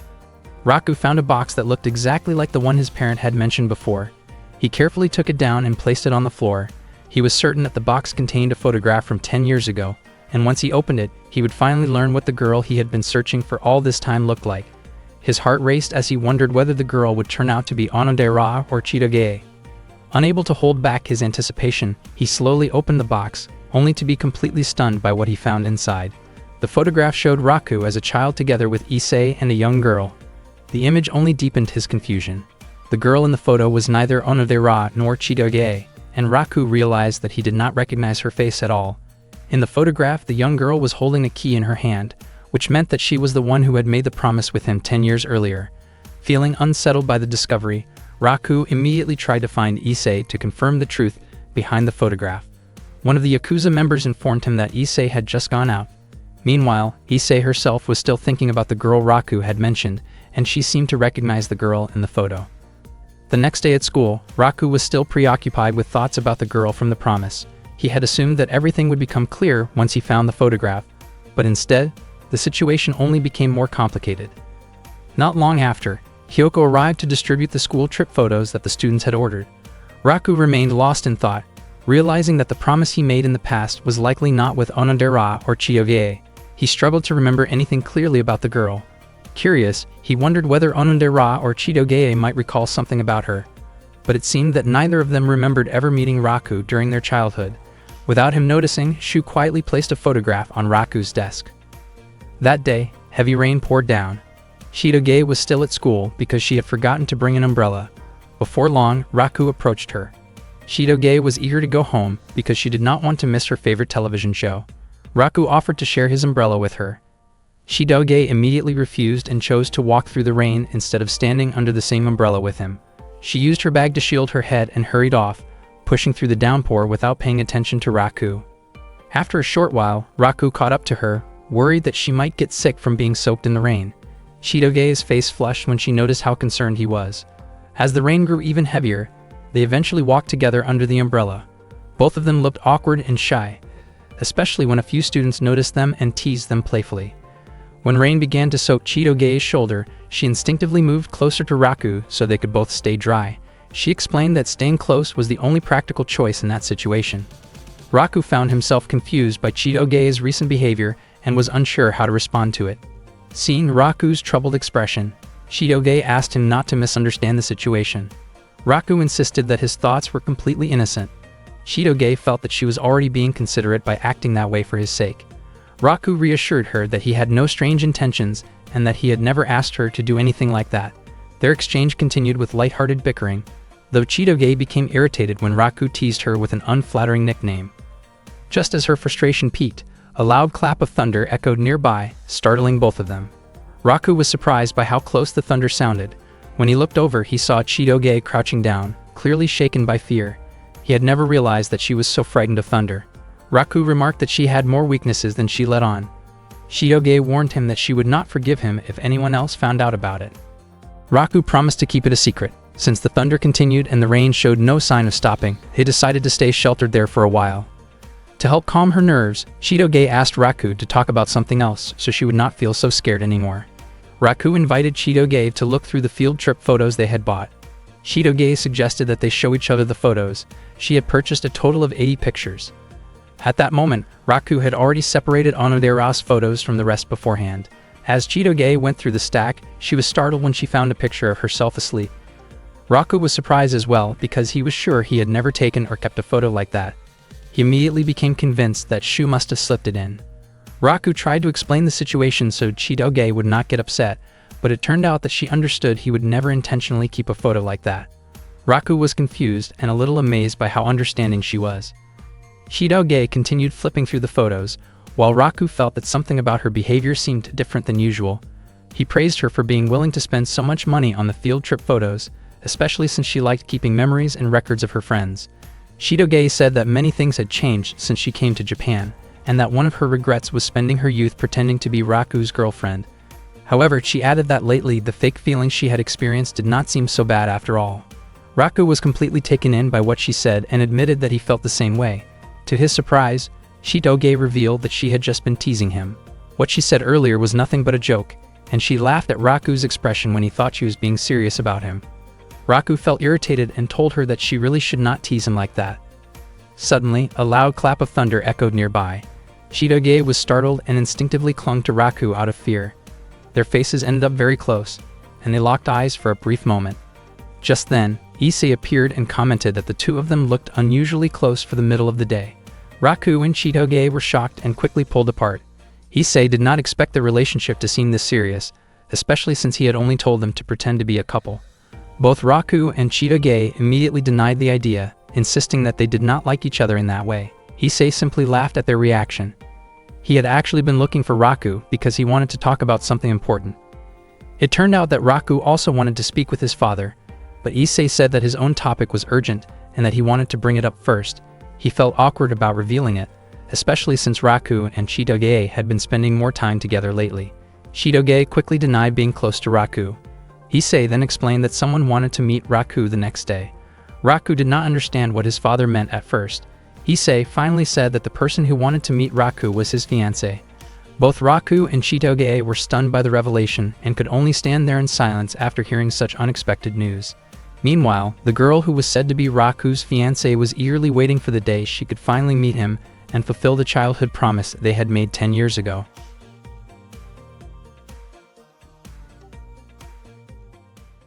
Raku still could not believe that he had a fiancé who was going to visit the next day. He questioned his father about it. It turned out that when Issei had been drinking with an old friend, that young lady had repeatedly asked about Raku, who had been her fiancé since they were both children. The young lady planned to come the next day and did not want to face rejection. Issei asked Raku to keep her company and make her feel comfortable during the visit. Raku was shocked and asked his father to cancel the arrangement. Issei explained that it was not that simple, because canceling it could cause serious trouble if the young lady felt offended. Raku said that he had never even met the girl, so he did not see how he could possibly handle the situation. Issei then mentioned that Raku actually recognized her, because she was the girl in the photo Raku had been looking for the day before. Raku and Chitoge were both stunned to hear that. Issei still could not change his decision and made it clear that he was relying heavily on Raku. The next day at school, Raku was still thinking about the girl and felt unsure whether he could handle what was coming. Chitoge hoped that things would not get any worse. That day, Kyoko informed the students that a new transfer student would be joining their school. Raku did not expect that his class would receive so many transfer students at once. Kyoko soon called the new student to the front, and the moment the newcomer entered the classroom, everyone was captivated by her appearance. The girl introduced herself as Marika. The male students reacted with loud excitement, impressed by how beautiful she was. Onodera admitted to herself that Marika truly was very pretty, while Shukumi wondered whether she had looked like that on her own first day at school. The male students continued to act overly excited. Raku felt as though he might have met Marika before. Kyoko asked the class to calm down. Marika's face lit up when she saw Raku standing there. She quickly approached him and wrapped her arms around him in a tight embrace, expressing how much she had missed him. The entire class was shocked by the scene, and several of the male students looked visibly annoyed with Raku. Raku quickly stepped back, completely confused by Marika's actions. Marika apologized and explained that she had long dreamed of a moment like that. She wondered whether Marika knew Raku, and Marika responded with a smile, revealing that she was Raku's fiancée. The classroom erupted in chaos after that revelation. Raku himself had not known this, and he finally realized that Marika was the girl his father had been talking about. He also noticed that she looked exactly like the girl in the photo. Onodera was left speechless by what was happening. Shukumi told Marika to stay away from Raku, because he was Chitoge's boyfriend. Chitoge then pulled Raku closer and emphasized that Raku was her boyfriend at that moment. Raku apologized, explaining that he could not be with Marika. The tension in the classroom was thick. Marika insisted that she was more suitable to make Raku happy than Chitoge, making an unkind comparison that angered Chitoge deeply.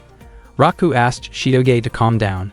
Shukumi became furious and stepped forward aggressively, creating an alarming situation. Unexpectedly, a group of police officers arrived to ensure Marika's safety and to de-escalate the conflict around Shukumi. Marika apologized for causing such a commotion. Marika then explained that her father was a police commissioner and extremely protective of her. Hearing this, Raku finally understood why his father had been too afraid to cancel the meeting, as doing so could have made the situation far more complicated. Marika then asked her personal attendant, Shinobu, to have the police stand down and leave the area. After everything settled, Marika suddenly looked weak and said she felt dizzy from overwhelming happiness. She had a very fragile constitution and asked Raku to escort her to the student infirmary. Marika took hold of Raku and led him there. Raku had no choice but to go along with her. At the same time, Shukumi was clearly irritated by Marika's behavior, and Chitoge also looked unhappy seeing Marika so close to Raku. Inside the student infirmary, Marika thanked Raku for bringing her there and said she felt much better thanks to him. She clung to his arm and began asking about their wedding date. Raku was completely shocked. He explained that until the day before he had not even known he had a fiancée, and he also admitted that he could not remember Marika. To him, someone he had not seen in 10 years felt like a stranger. He also thought that someone in Marika's position would usually resent being pushed into an arranged marriage by her father. Unexpectedly, Marika explained that she truly loved Raku, not because of the arrangement, but because she had fallen in love with him 10 years ago. Raku asked whether she remembered the promise they had made back then. Marika said she remembered everything clearly. Raku's face turned red as he realized that Marika was the girl from that promise long ago. Overcome with emotion, Marika hugged Raku again and urged him to marry her as soon as possible. Raku struggled to free himself and tried to put distance between them. Meanwhile, Chitoge and the others were listening from outside the student infirmary. From what they overheard, they misunderstood the situation and assumed something inappropriate was happening. Chitoge became furious and burst into the room. They saw Raku positioned awkwardly near Marika, which only worsened the misunderstanding. Raku tried desperately to explain what had really happened. Unfortunately, Chitoge, Shukumi, and Ruri looked deeply disappointed and lashed out at him with harsh words. Raku then tried to explain everything to Onodera, but she chose to walk away instead. Overcome with anger and frustration, Chitoge finally lost her temper and struck Raku in a moment of emotional outburst. The next day, Shinobu told Marika that she suspected Raku no longer remembered the promise from 10 years ago. Marika did not see that as a problem, because she believed she would be the one to make Raku remember it again. Marika truly wanted Raku to marry her. That morning, Chitoge arrived at school and headed straight to her classroom. She thought that Raku probably did not have the nerve to do anything inappropriate, yet she was confused about why she felt so frustrated about it. Chitoge realized that she might have gone too far when she hit Raku the day before, and she planned to apologize to him. As soon as she entered the classroom, she was shocked to see Raku being hugged by Marika. The other students could only stay silent as they witnessed Marika's behavior toward Raku. Chitoge wondered why she felt the need to hide because of something like that. Raku scolded Marika, explaining that her actions had caused him a lot of trouble.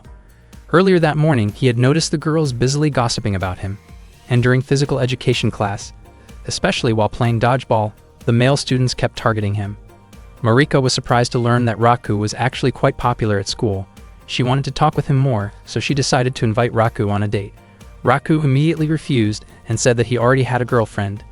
Marika looked deeply saddened, especially because she had been waiting for Raku all this time, and she was sure her father would be disappointed to hear about the rejection. Raku did not want a group of police officers causing trouble for his family, so he finally decided to accept the date. Marika was overjoyed when she heard his answer.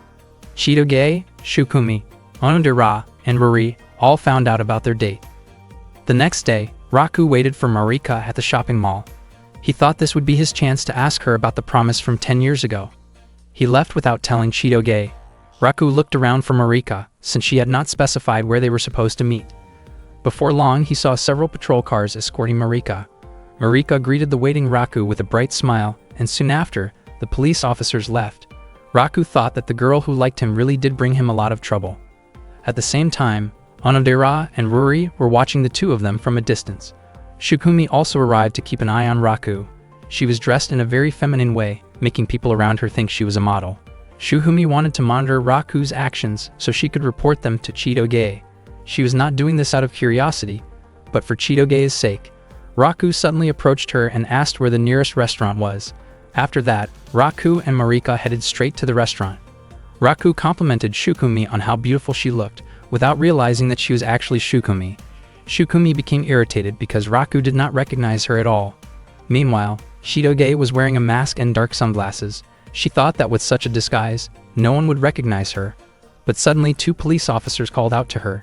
Chitoge immediately ran away to avoid them. At the same time, Raku and Marika were enjoying their meal at the restaurant. Suddenly, Marika tried to feed Raku, which startled him. Marika explained that this was normal behavior for an engaged couple. She then asked whether Raku was still thinking about his girlfriend, but Raku denied it. Marika could not understand why Raku chose a partner who seemed rude like Chitoge. Raku said that Marika might not be entirely wrong, but to him, Chitoge still had a good side. He was even confident that Marika and Chitoge could become good friends. Marika immediately rejected the idea, saying that she did not like girls with long hair. Raku was confused, since Marika herself had long hair. Marika then said that she really wanted to talk to Raku in private, and she pulled him along to another place. At that moment, Ruri and Onodera realized that Raku and Marika were no longer at their table. They began trying to look for them as well. Marika took Raku to a park and apologized for suddenly bringing him there. She asked what Raku wanted to talk about. Raku showed her a small photograph of the two of them. Marika was overjoyed when she saw the photo. She never expected that Raku had kept it, and that meant he still remembered her, which deeply touched her. Chitoge managed to find them and continued to secretly observe their conversation. Raku explained that all he remembered was making a promise to a girl 10 years ago, and he wondered if Marika might be the girl he had been searching for. Raku was willing to talk about the promise from 10 years ago and showed the key that he had. In return, Marika asked Raku to break up with his girlfriend. Chitoge became upset when she learned about the condition Marika demanded, and she was curious about what Raku would do. Raku said that he could not agree to that condition because he could not leave Chitoge for such a selfish reason, and he would never accept that demand. Chitoge's face turned red when she heard Raku's answer. Marika said that it was a beautiful response, but she admitted that it only made her fall even more in love with Raku. Unexpectedly, Marika noticed Chitoge listening in and pointed it out to Raku. Chitoge showed herself and explained that what she had been doing was an investigation into possible infidelity. She brought up the promise from 10 years ago, but Marika suddenly hugged Raku and claimed that she and Raku had also made a promise 10 years earlier. Because of that, Marika insisted that Chitoge should break up with Raku, who was her fiancé. Chitoge firmly stated that she would never leave Raku. Marika argued that Chitoge was not the right woman for him, and Chitoge became so irritated that she could not say anything in response. Marika stayed close to Raku and asked him to continue what they had been doing before they were interrupted.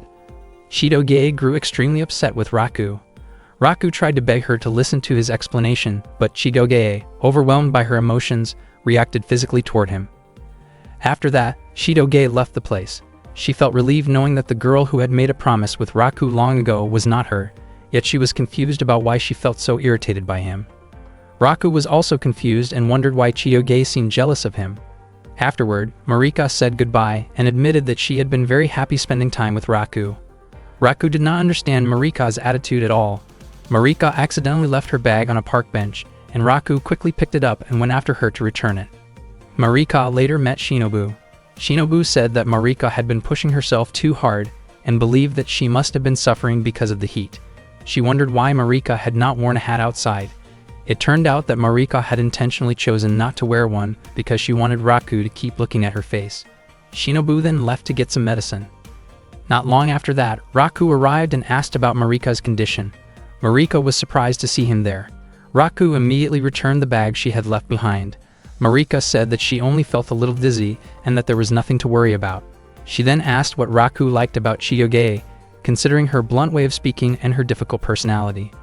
Raku explained that Chitoge often acted however she pleased, was quick to confront troublemakers, had strength comparable to a mountain gorilla, got angry easily, and constantly teased him in her diary. Even so, Chitoge was someone he could truly trust. Marika believed that Raku would trust her as well if he could remember her, but Raku did not remember Marika at all. He could not even recall ever meeting someone with such a distinctive way of speaking. Raku also could not remember what he might have done in the past that made Marika care for him so deeply. Marika then changed the way she spoke and asked whether Raku still did not remember her. She felt frustrated that Raku could not remember her, even though she had liked him ever since 10 years ago. She had tried growing out her hair and changing the way she talks so that Raku would like her. After hearing this, Raku finally realized that the girl standing in front of him might be Mary, his childhood friend.